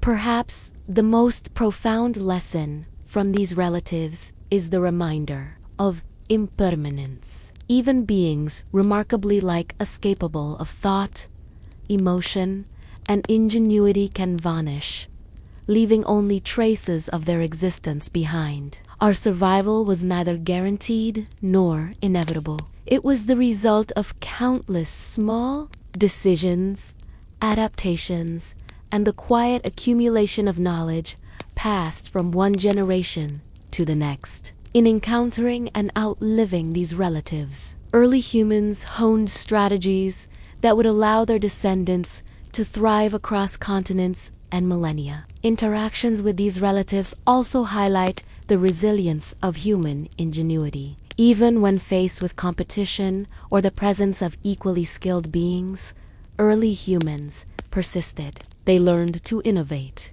adapt, and cooperate in ways that ensured not only survival, but the gradual expansion into new environments. Every step taken alongside or around these other human species reinforced lessons in strategy, resourcefulness, and long-term thinking. And so, in reflecting on the forgotten human relatives, we see a story that is quiet but profound. It is a tale not of conquest, but of coexistence, observation, and gradual adaptation. The Neanderthals, and other unknown species played their part in shaping the trajectory of humanity, leaving subtle fingerprints on our biology, culture, and collective memory. Their legacy lives on, not in towering monuments or written records, but in the very essence of what it means to be human. The capacity to learn, adapt, and endure. Why the human brain became our most dangerous advantage. Let your mind drift back to a time long before cities, roads, or empires, long before the noise of civilization reached the ears of humanity. In those ancient landscapes where rivers carved silent paths through valleys, forests stretched into unknown darkness, and plains unfolded under endless skies, our ancestors carried with them a tool far more powerful than any spear, any fire, or any stone: the human brain. It was not the largest brain in the animal kingdom, nor the strongest or the fastest. Yet, in subtle and extraordinary ways, it became the most dangerous advantage ever wielded by a species. While muscles, claws, and speed could ensure survival in the moment, the human brain reached beyond the immediate, into the realm of planning, imagining, and anticipating. It allowed our ancestors to see consequences before they happened, to recognize patterns in the world, and to weave together knowledge accumulated over generations into strategies for survival, exploration, and dominance.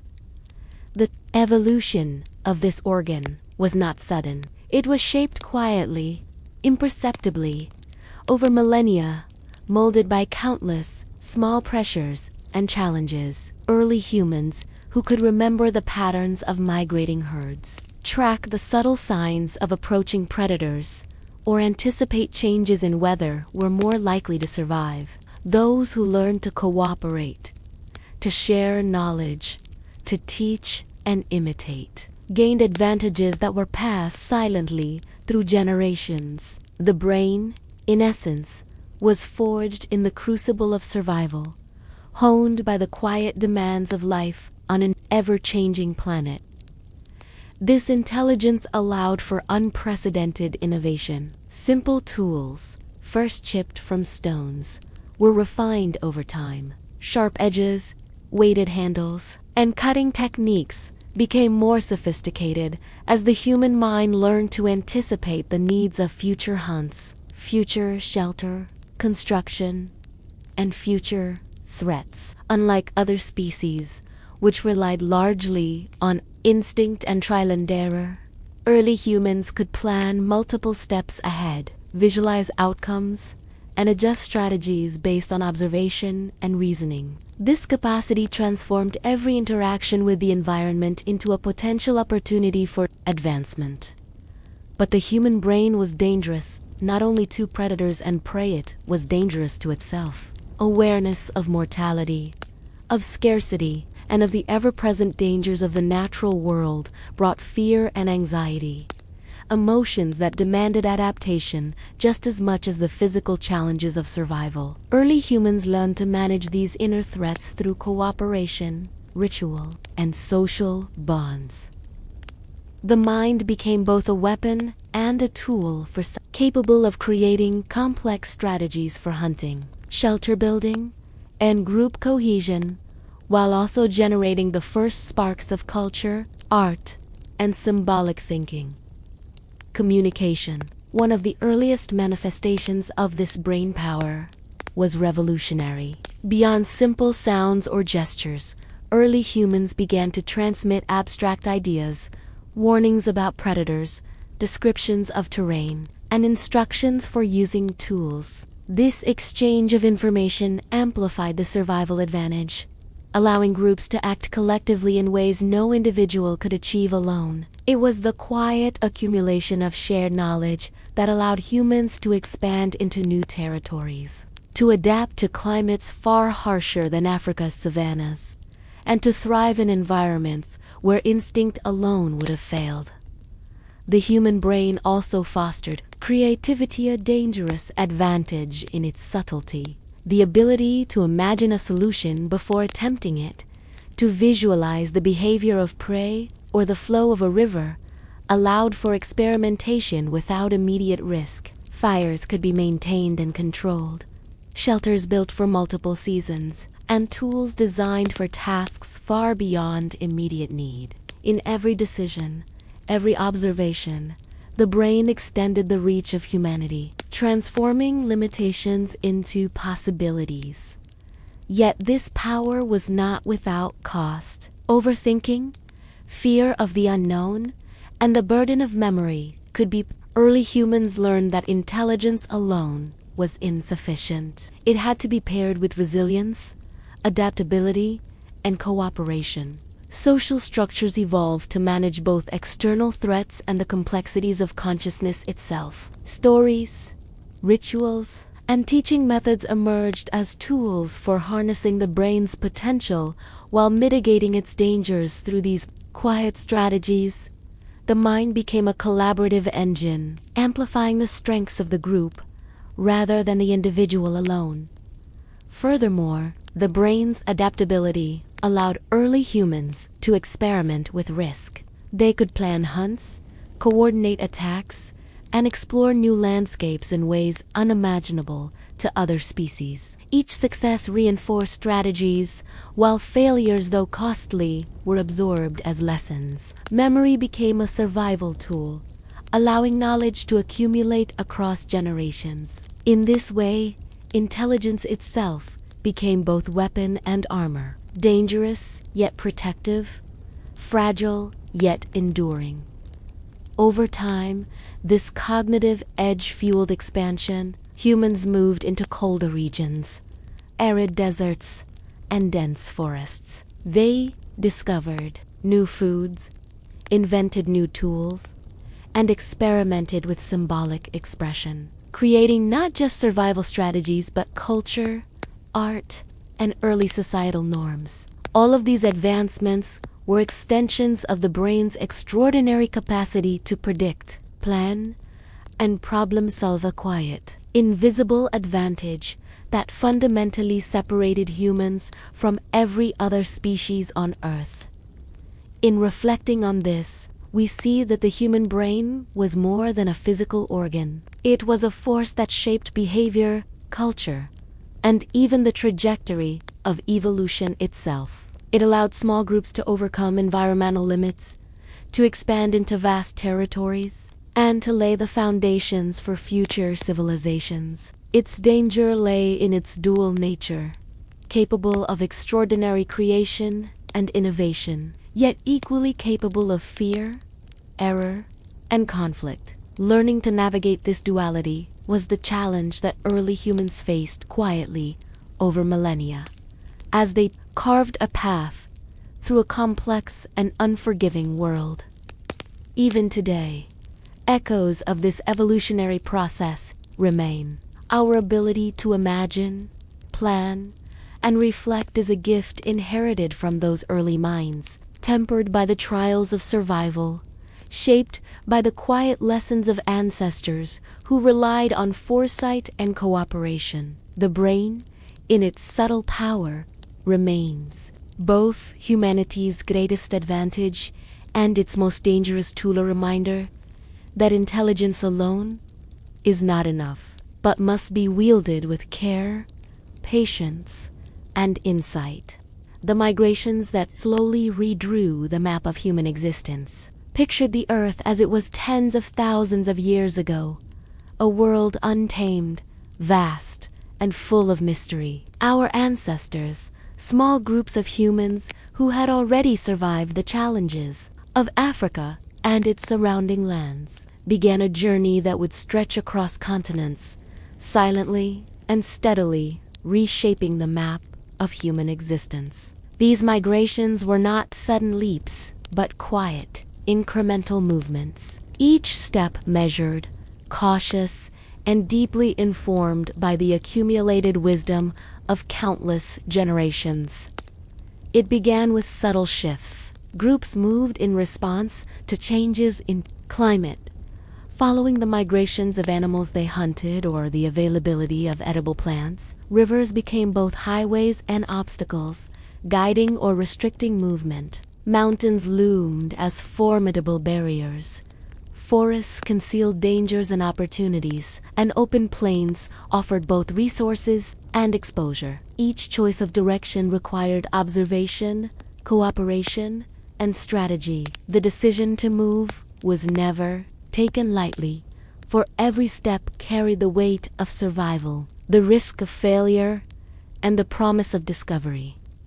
These early migrations were also journeys of adaptation. Humans encountered environments vastly different from the African landscapes they had mastered. Cold northern regions demanded new clothing, methods to preserve fire, and innovative shelter-building techniques. Arid deserts required careful management of water and food resources. Dense forests demanded stealth observation and an understanding of local fauna and flora. Every new terrain taught lessons about resilience, flexibility, and the importance of foresight. The human brain, our most dangerous and powerful advantage, guided these adaptations, helping communities anticipate threats, plan migrations, and survive in previously uninhabitable regions. Cooperation remained central to success. As groups moved, they relied on communication, social bonds, and division of labor. Hunters coordinated, gatherers scouted, and elders shared crucial knowledge about survival strategies. Decisions were often debated within the group. Wisdom and experience guided younger members, while collective observation and trial and error informed new strategies. This social intelligence, combined with the cognitive advantage of foresight, enabled humans to navigate territories that would have overwhelmed solitary individuals or less organized species. Movement across landscapes was not random. Patterns emerged subtly, guided by instinct, observation, and accumulated knowledge. Groups learned to follow migratory herds, anticipate seasonal changes, and identify reliable water sources. They discovered coastal routes, river valleys, and mountain passes that became conduits for further expansion. Each migration was documented in memory, gestures, and oral traditions, creating a mental map that guided future generations. These patterns slowly redrew the human presence on Earth, spreading populations across continents in ways both deliberate and organic. The migrations were also deeply transformative culturally. As small groups encountered different environments, they adapted their tools, developed new hunting strategies, and experimented with novel methods of shelter and clothing. They also encountered other human species, learning from observation, adopting successful practices, or adjusting to competition. Every movement was an opportunity for learning, for innovation, and for subtle cultural These interactions laid the foundations for the interconnected networks of knowledge that would later define early civilizations.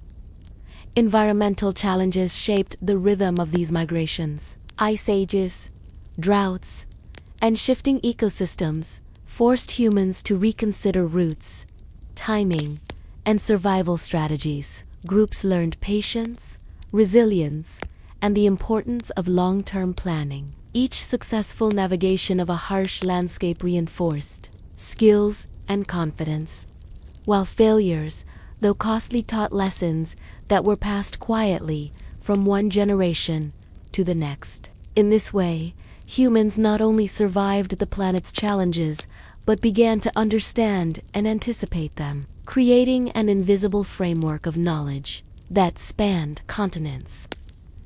Tools and fire traveled with migrating groups, serving as lifelines and extensions of intelligence. Stone blades, hafted spears, and fire-starting techniques were carried, shared, and improved upon as humans moved into new territories. These technologies allowed them to exploit previously inaccessible resources, protect themselves from predators, and endure harsher climates. Beyond immediate survival, these tools facilitated experimentation, creativity, and subtle innovation, amplifying the cognitive advantage that had propelled human expansion for millennia.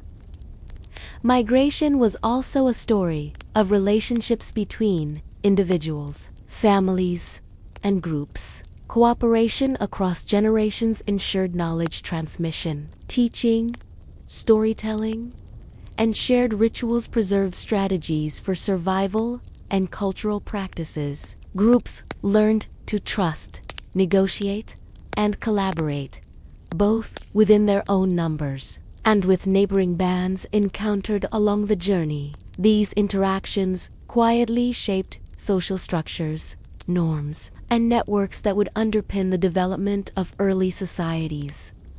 Over time, these migrations transformed the geography of human existence. From Africa, populations spread into Europe, Asia, and eventually across the vast expanse of the Americas and the islands of the Pacific. The movement was slow, deliberate, and often invisible in the archaeological record, but its impact was profound. Each new settlement carried not only the legacy of survival, but also the seeds of innovation, culture, and adaptation that would define humanity's ongoing story. Even the smallest details mattered. Knowledge of local plants, animals, and weather patterns, often passed as stories or gestures, became critical for navigating unfamiliar lands. Early humans learned to read the landscape as a living map, observing subtle signs in rivers, winds, and animal tracks. These quiet skills, combined with memory and foresight, allowed humans to inhabit regions that might have seemed inhospitable at first glance. The migrations also reinforced the importance of flexibility. Groups could split when resources were scarce, reunite when conditions allowed, and adjust their routes according to the successes or failures of previous journeys. This adaptability was crucial for survival and for the expansion of populations across diverse and challenging landscapes. Over generations, this constant movement refined strategies for risk assessment, resource management, and long-term planning skills that would be invaluable for the development of settled communities. Through these migrations, humans also encountered profound diversity in terrain, climate, and the flora and fauna they depended upon. Each new environment required experimentation, observation, and adaptation. Hunting techniques evolved, foraging strategies changed. Shelters were built differently. Clothing and tools were adapted to local conditions. This constant learning reinforced cognitive abilities and social cooperation, quietly shaping the trajectory of human culture and technology. And yet, despite all the challenges, the migrations were also opportunities. They allowed humans to explore, to experiment, and to innovate. They fostered connections between distant groups, spreading knowledge and practices. They created the foundation for cultural exchange, trade, and the beginnings of shared traditions. In the slow, patient movement across the earth, humanity laid the groundwork for a connected and interdependent species. By the time these migrations reached far-flung continents, humans had already mastered a delicate balance between adaptation, innovation, and cooperation. They carried with them the cumulative wisdom of generations, the tools of survival, the knowledge of landscapes, and the social intelligence necessary to thrive in unknown worlds. In doing so, they quietly redrew the map of human existence, shaping not only where humans lived, but how they lived, learned, and interacted with the world around them. How ice ages, volcanoes, and oceans tested early humanity. Close your eyes and imagine the Earth tens of thousands of years. A planet, both magnificent and unforgiving. The world our ancestors inhabited was not static or gentle. It was alive, with forces that could nurture or destroy, guide or challenge. Ice sheets expanded across continents.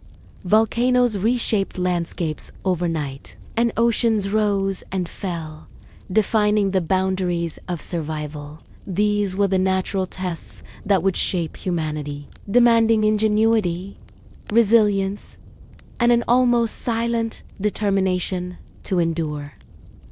The Ice Ages, long periods of extreme cold, were perhaps the most relentless of these challenges. Massive glaciers crept slowly across the northern continents, covering vast stretches of land with ice, snow, and inhospitable terrain. For early humans, these icy expanses were both a barrier and a crucible. They had to adapt or perish, developing strategies to stay warm, to secure food in scarce landscapes, and to navigate the treacherous terrain.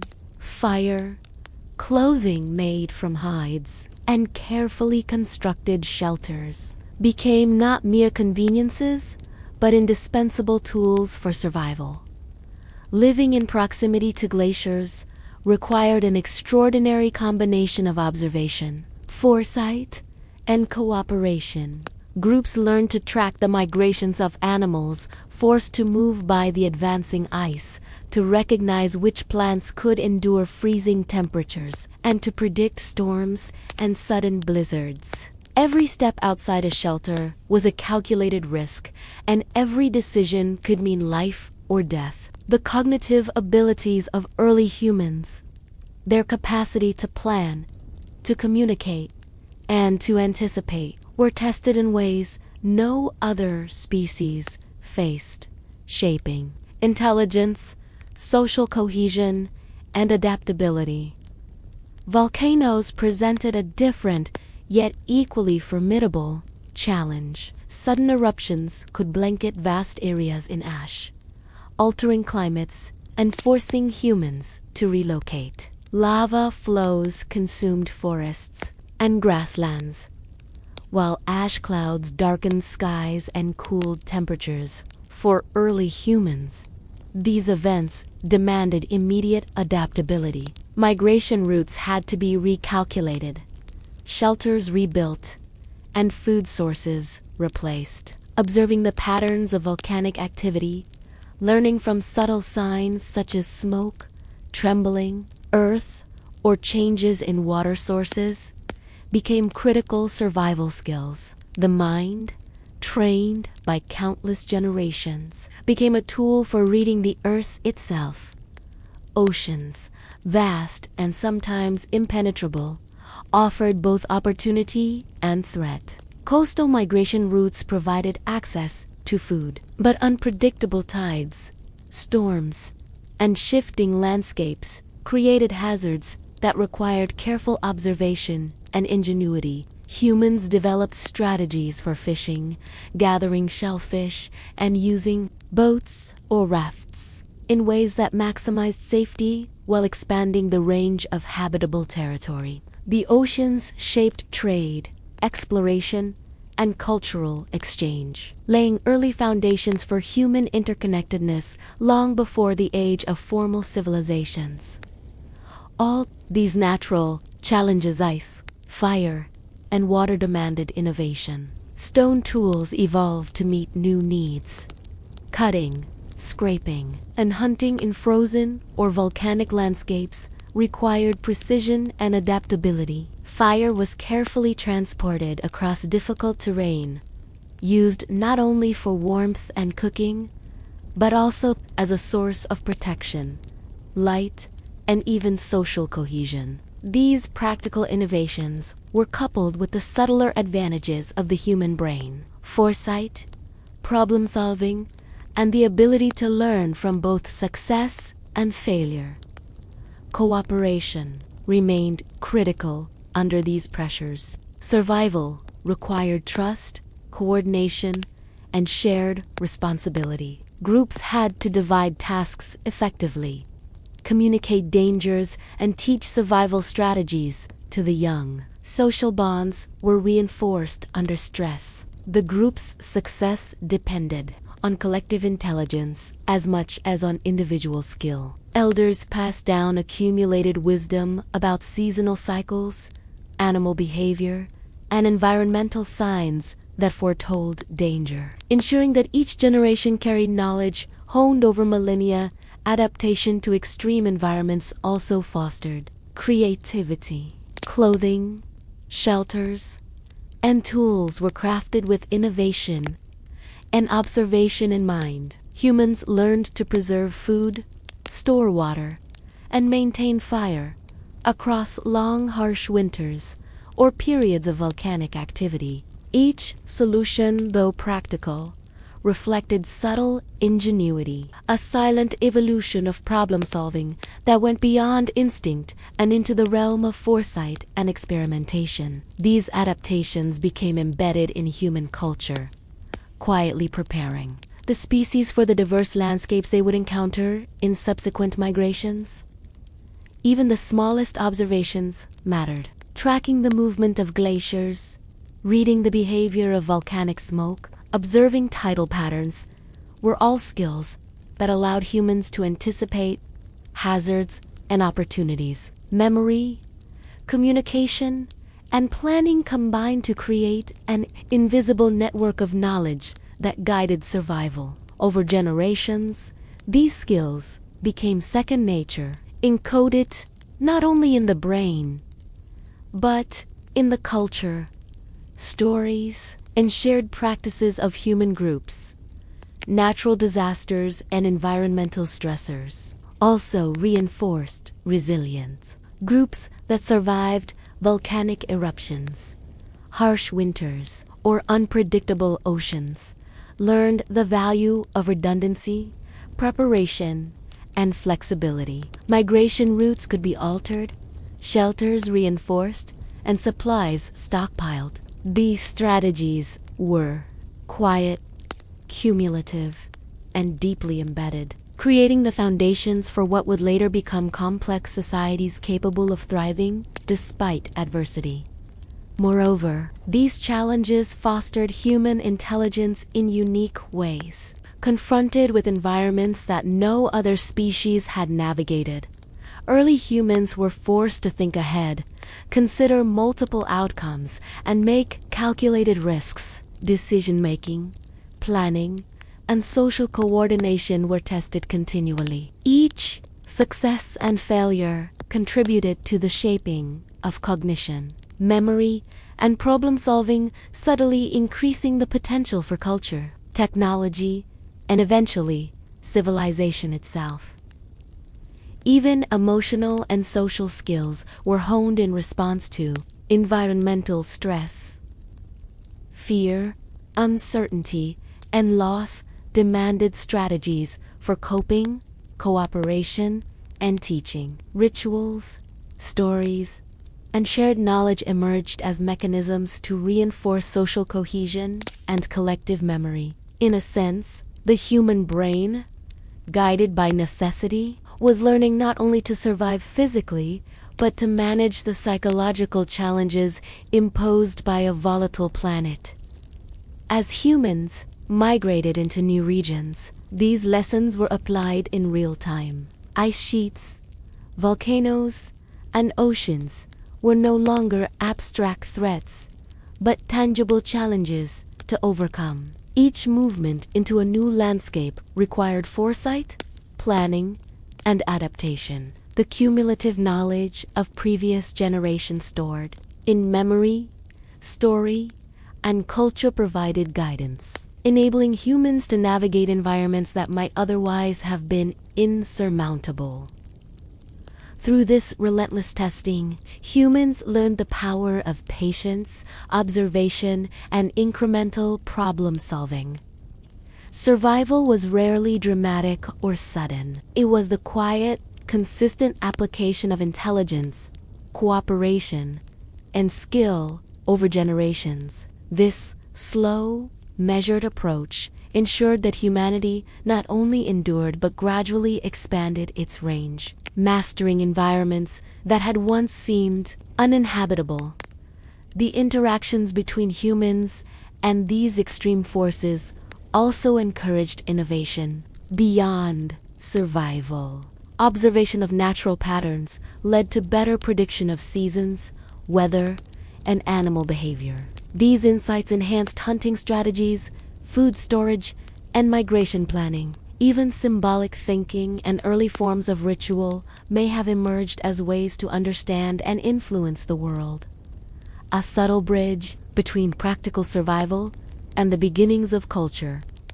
In the end, ice ages, volcanoes, and oceans were not merely obstacles, they were teachers. They demanded the development of intelligence, cooperation, foresight, and adaptability. They shaped social structures, reinforced innovation, and tested the limits of endurance. And through these tests, humans quietly evolved, becoming increasingly capable of navigating an ever-changing planet, building the foundations for the eventual rise of civilizations.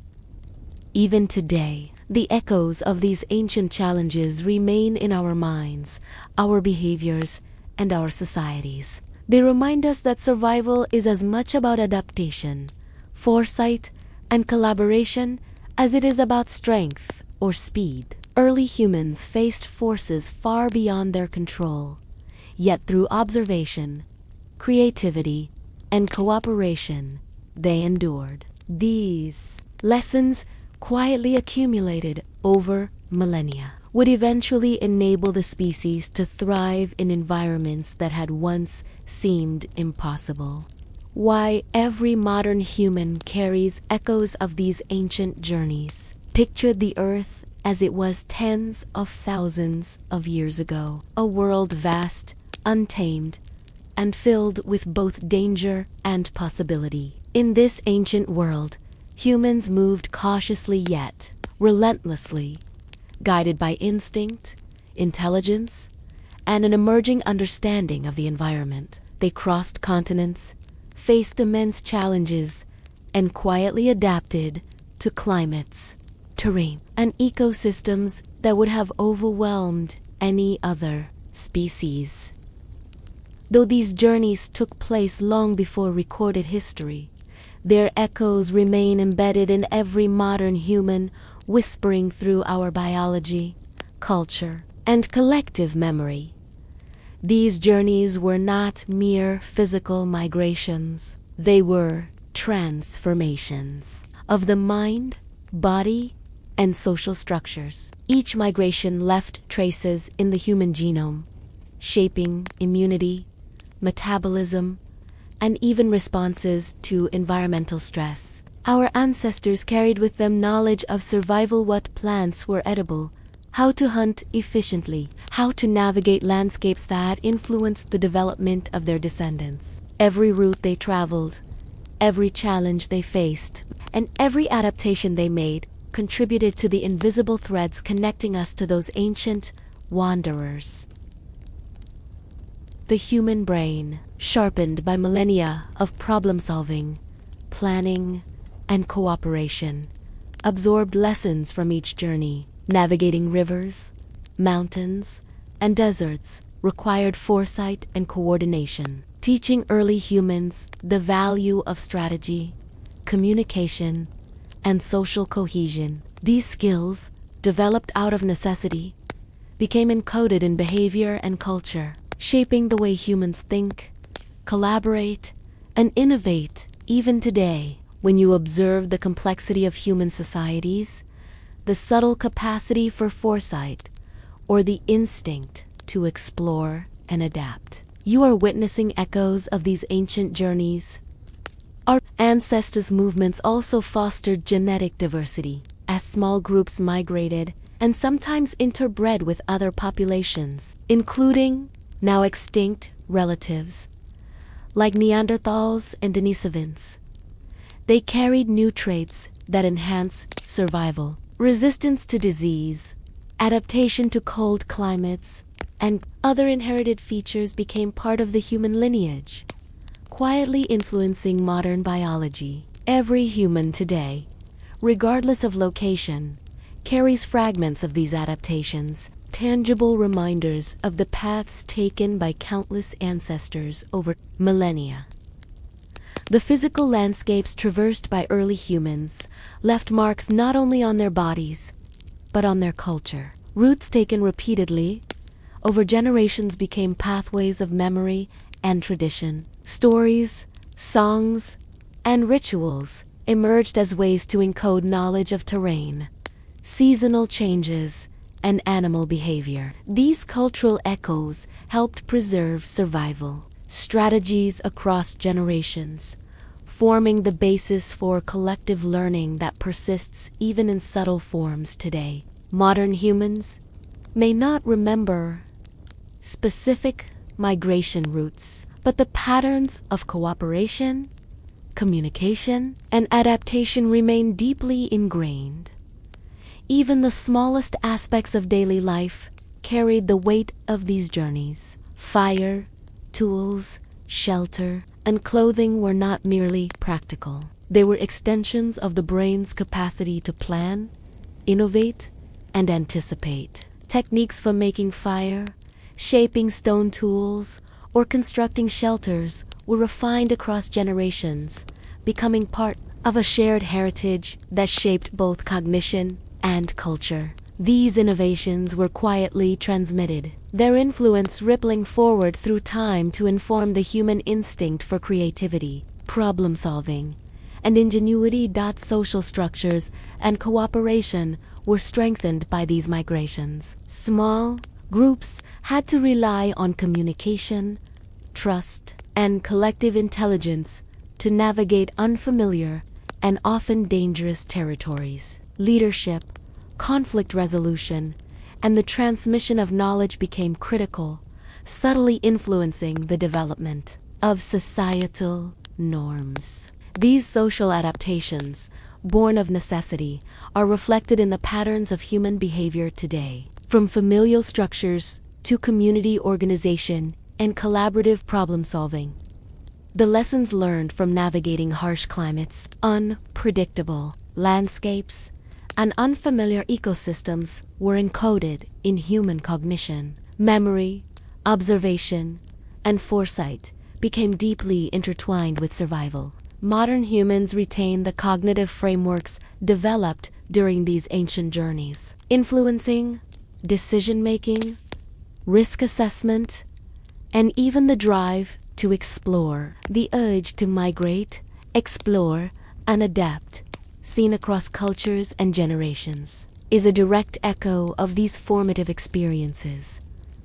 These journeys also fostered adaptability in culture and technology. Early humans adjusted tools, hunting techniques, and survival strategies to new environments, creating a legacy of flexibility and innovation. From simple stone blades to fire management, each adaptation carried lessons forward, teaching subsequent generations to observe, experiment, and learn. Modern humans, with the ability to innovate and adapt, continue to reflect the quiet genius honed during these early migrations.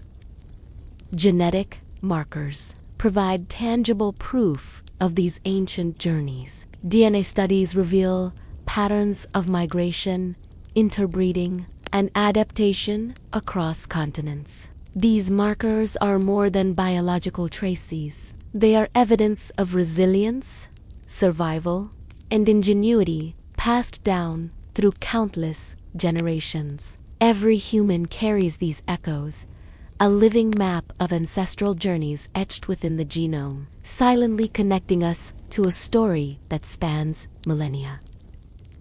Beyond genetics, cultural memory also preserves these journeys. Language, rituals, myths, and social norms often contain subtle reflections of ancestral experiences. The stories of seasons, hunting, migration, and survival passed down orally may encode strategies that once ensured survival in harsh or unfamiliar landscapes. These cultural echoes, like whispers from the past, continue to shape human societies, influencing how we learn, communicate, and organize. Even the human instinct to explore venturing into new cities, countries, or continents is rooted in these ancient migrations. The curiosity that drives us to traverse unknown territory, to observe, to experiment, and to innovate is not new. It is inherited from ancestors who crossed plains, rivers, mountains, and oceans in search of sustenance, safety, and opportunity. Modern travel, exploration, and the urge to understand the world are the psychological echoes of those journeys. Human cooperation and social bonding, critical for survival during migration, left enduring impacts on behavior, empathy, collaboration, and communication skills developed in small groups navigating unknown lands remain central to modern human interactions. The capacity to work collectively, to share knowledge, and to maintain social cohesion reflects the silent lessons of ancestors who depended on one another for survival in a world full of unpredictable dangers. The accumulation of knowledge over generations created the foundation for early cultural evolution. Lessons learned from past migrations were encoded in traditions, technologies, and survival strategies. Fire management, tool crafting, and seasonal planning became part of the collective knowledge passed down, shaping human societies long before written history. Modern humans inherit not only the outcomes of these innovations, but the cognitive structures that allowed such knowledge to accumulate.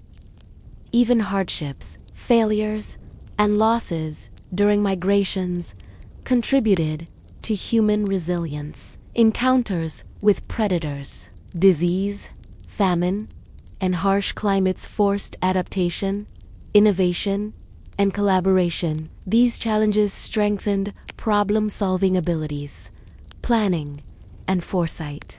The echoes of these experiences persist, subtly influencing human psychology, cultural practices, and the drive to overcome adversity.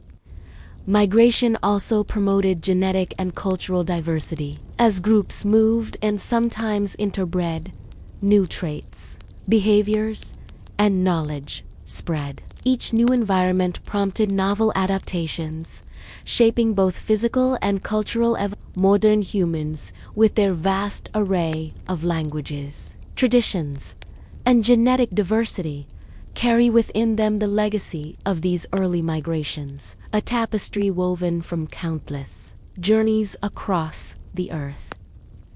These ancient journeys created enduring patterns of thought and behavior, memory, observation, and anticipation developed in response to migration and environmental challenges remain central to human cognition. The capacity to plan for the future, to learn from past experiences, and to navigate complex social and ecological systems is a direct echo of the strategies honed during these millennia of movement. Even in daily life, traces of these journeys manifest. The need to adapt to changing circumstances, to innovate solutions to novel problems, and to collaborate with others reflects strategies developed during migration. These inherited instincts, embedded in both biology and culture, are subtle but powerful reminders of the paths our ancestors traversed, the obstacles they overcame, and the wisdom they quietly passed down. In essence, Every modern human carries these echoes on unbroken thread, connecting the present to a distant past. The movements, struggles, and adaptations of our ancestors are not just stories of survival. They are foundational to human identity, behavior, and resilience. Each step they took across continents, each challenge they faced, has left an imprint on our minds, our societies, and our very being. The calm truth hidden inside our DNA. Let your mind drift inward for a moment. Beyond the noise of the present, beyond the structures of modern life, to the most intimate and silent record of human history, our DNA. It is often overlooked, invisible to the naked eye, yet within those microscopic strands lies the calm, enduring truth of humanity's journey, a story of survival, adaptation, migration, and quiet resilience that stretches back hundreds of thousands of years. DNA is more than a biological blueprint. It is a living archive of every decision, every adaptation, and every encounter our ancestors experienced. Within its sequences, there are whispers of distant African savannas, of glaciers stretching across Europe, of volcanoes erupting in Asia, and of the vast oceans crossed during migrations that spanned millennia. Every strand carries echoes of the environments our ancestors navigated, the challenges they faced, and the strategies they developed to endure. It is as if the planet itself is encoded in our very cells, a calm record of a turbulent past.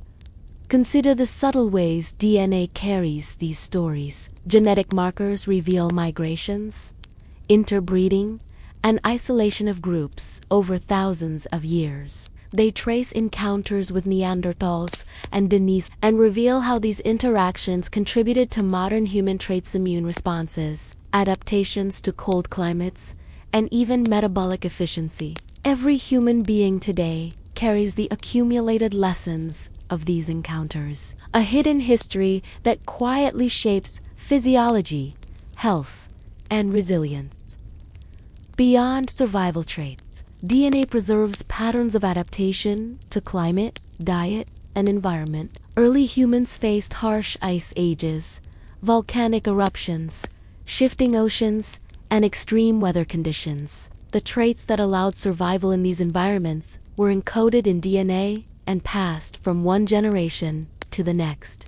Every adaptation represents a careful response to challenge, a silent solution written into the very essence of humanity. These molecular records are calm, yet powerful reminders of the resourcefulness and intelligence of our ancestors. But DNA does more than record survival. It preserves the legacy of movement and connection. When early humans migrated across continents, their genes traveled with them. Small groups carried fragments of diverse genetic lineages, leaving markers in populations far removed from their African origins. These migrations are etched into the human genome, evidence of the quiet persistence of life and the deliberate decisions made over countless generations to move, adapt, and endure. In every person, every community, these journeys live on, invisible, yet undeniable. Our DNA also captures the consequences of cooperation and social bonds, traits influencing communication, empathy, and social behavior were naturally selected over generations. Groups that collaborated effectively survived and thrived, passing on these subtle behavioral advantages. The human genome, in essence, encodes not only physical survival but the capacity for social intelligence, a calm truth that explains why humans could endure, innovate, and create societies in ways no other species could. Even the smallest genetic details reveal profound truths about human history. Variations in pigmentation, oxygen metabolism, or immune responses are not arbitrary. They reflect environmental pressures faced by ancestors in Africa, Europe, Asia, and beyond. Every subtle shift in DNA is a response to the world as it was, an adaptation carefully honed in response to danger, opportunity, and the unpredictable rhythms of nature. This genetic record is both precise and patient, documenting a story that unfolds across millennia with quiet elegance. DNA also reflects interspecies encounters, moments when early humans met and mingled with other hominin species. Traces of Neanderthal DNA in modern humans demonstrate that these interactions were not only possible but meaningful. Some segments of DNA contribute to immune function, skin adaptation, and other vital traits, showing how ancient relationships influenced survival. Within each human lies a mosaic of connections, a calm testament to coexistence, adaptation, and shared history. Furthermore, DNA captures the legacy of resilience and endurance. Every challenge survived, whether a harsh winter, a volcanic eruption, or the scarcity of food left an imprint on the human genome. Generations of adaptation are encoded quietly, silently, guiding traits that allowed survival under stress. Modern humans carry these echoes, subtle markers that remind us of the persistent ingenuity and flexibility that has defined our species for hundreds of thousands of years. Genetic memory, though silent, also influences human behavior. Instincts, tendencies toward cooperation, curiosity, and problem-solving are informed in part by adaptations honed over millennia. The capacity to anticipate danger, to innovate, and to learn collectively is embedded in the genome, a calm, ongoing influence of ancestral experience. These invisible instructions continue to shape decision-making, survival strategies, and cultural practices today.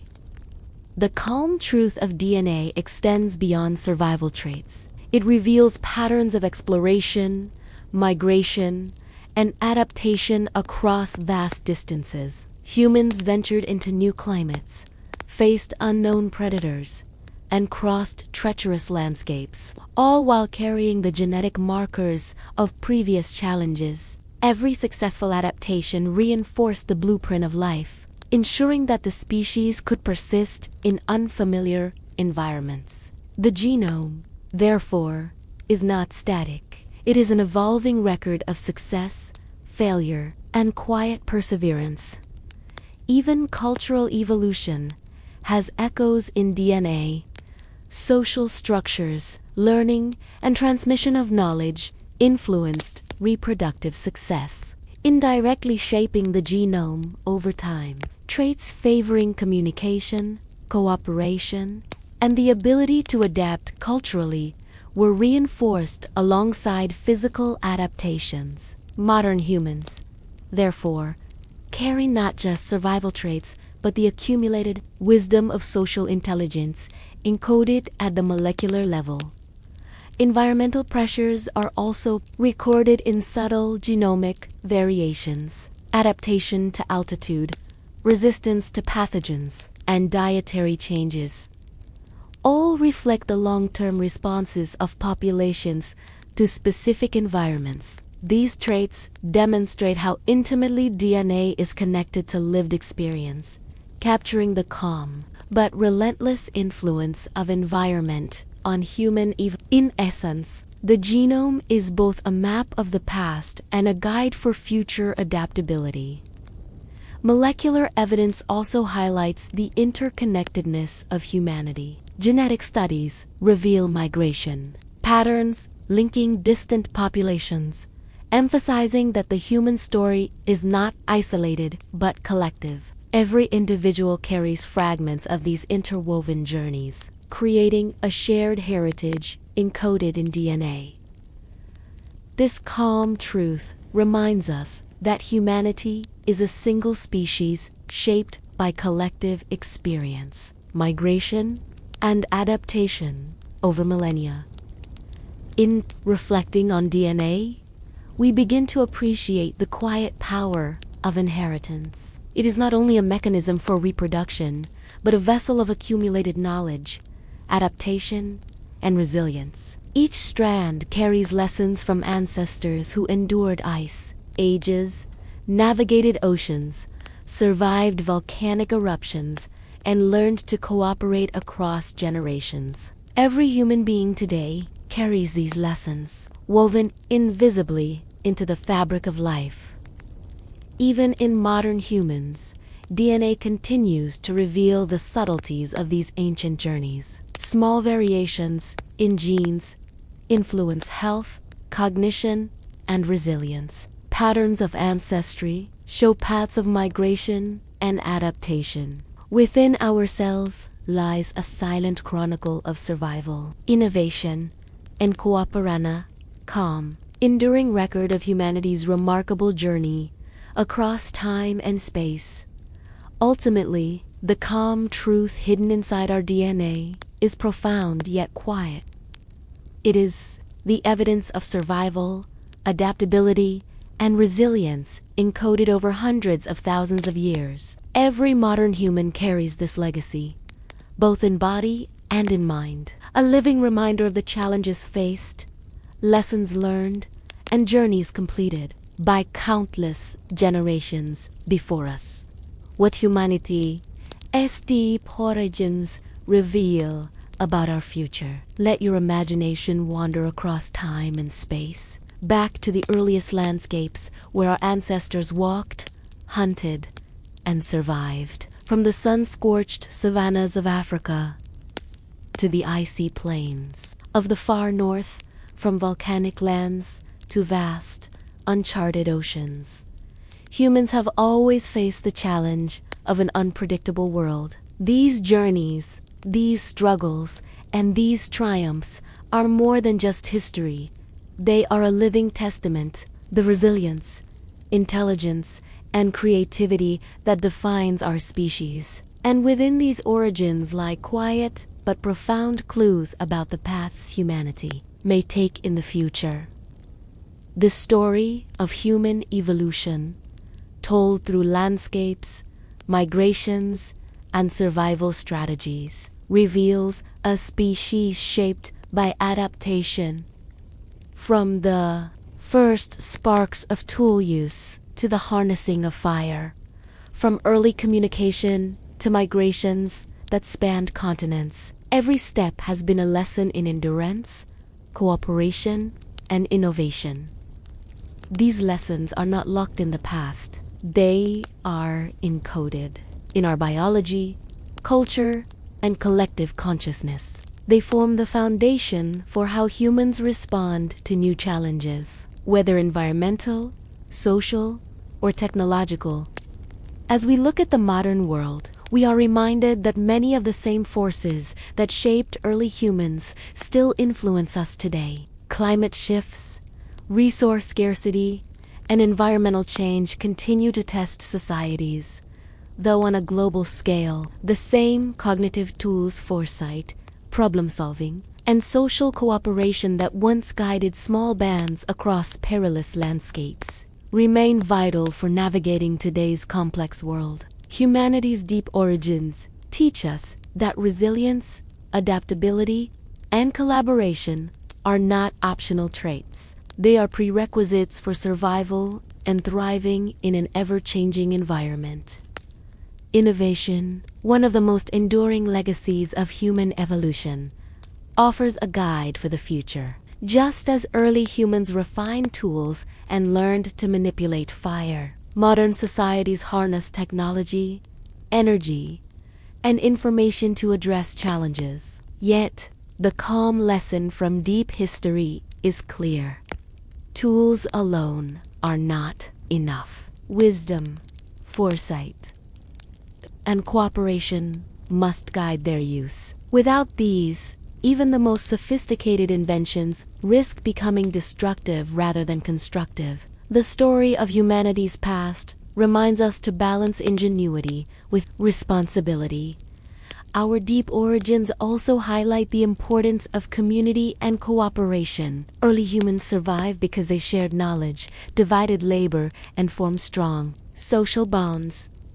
These strategies allowed them to endure environmental extremes and thrive in new territories. Today, as we face global challenges such as climate change, pandemics, and social inequalities, the same principles apply. Collaboration across communities, cultures, and nations remains humanity's most reliable tool for navigating uncertainty. In this sense, the echoes of small groups wandering ancient landscapes still resonate in how we organize, communicate, and act collectively. Adaptation, both physical and cultural, offers another profound lesson: the ability to adjust to new climates, new foods, and new risks allowed humans to survive over tens of thousands of years. In the modern context, adaptation is equally critical. Our capacity to learn, adjust, and innovate in response to changing conditions, environmental, technological, or social, determines whether societies flourish or falter. The calm truth embedded in our origins is that flexibility and foresight are essential traits, deeply rooted in the human story, that continue to guide our journey. The migrations of our ancestors remind us of the value of exploration and curiosity. From crossing continents to settling new lands, humans expanded the boundaries of possibility through courage and observation. This spirit persists in humanity today, whether in scientific discovery, space exploration, or cultural exchange. Deep history teaches that exploration is not merely a quest for novelty. It is a fundamental mechanism for growth, resilience, and survival. It reminds us that moving into the unknown, when guided by knowledge and cooperation, can unlock opportunities for progress. The environmental challenges faced by early humans' ice ages, volcanoes, changing oceans also, offer a subtle warning. Nature is powerful, unpredictable, and often indifferent. Our ancestors survived not by conquering it, but by observing, learning, and respecting its rhythms. In the modern era, these lessons remain critical. Sustainable practices, conservation, and a careful approach to resource management are echoes of the same strategies that allowed humanity to endure over millennia. Ignoring these lessons risks repeating mistakes from the distant past, though now on a global scale. Perhaps the most profound insight from humanity's deep origins lies in our ability to reflect, anticipate, and learn. The human brain, honed by countless generations, enabled foresight, planning, and the accumulation of knowledge. Today, this same capacity allows us to study history, model future scenarios, and make deliberate choices that can shape outcomes for generations to come. Deep origins remind us that intelligence is most powerful when combined with humility, observation, and collective wisdom. The journey from our earliest ancestors to the present also emphasizes patience. Evolution is slow, deliberate, and cumulative. Small, incremental changes accumulated over millennia, shaping survival strategies, cognitive abilities, and social structures. Modern society, though fast-paced, can draw lessons from this rhythm. Complex problems are often solved not through sudden leaps, but through persistent observation, careful experimentation, and collective learning principles, quietly validated by the slow march of human evolution. As we contemplate the future, the calm truth from our origins is that humanity's success depends on balancing innovation with responsibility, exploration with caution, and ambition with empathy. The same traits that allowed early humans to survive harsh landscapes. Cooperation, foresight, adaptability, and resilience remain essential. The future is unwritten, but the lessons of deep history offer a quiet guide, reminding us that the challenges of tomorrow, no matter how complex, are not entirely new.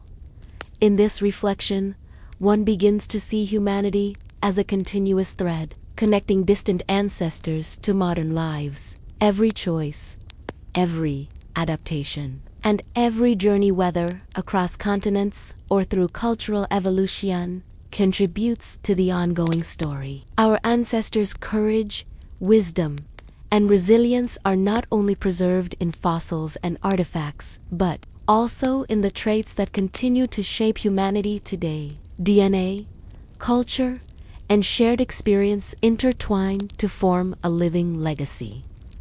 And so, as we step into the future, we carry both the memory and the lessons of deep time. Humanity's origins are not just a chronicle of survival, they are a compass, guiding decisions, shaping values, and reminding us of our potential. In embracing these lessons, we honor the quiet persistence, creativity, and resilience of those who came before, while forging a path forward that is informed, compassionate, and visionary. Finally, the story closes with a gentle reminder: the past is never truly gone. It flows through us in thought, behavior, and instinct. The landscapes, challenges, and journeys of ancient humans whisper to us still, offering insight, humility, and hope.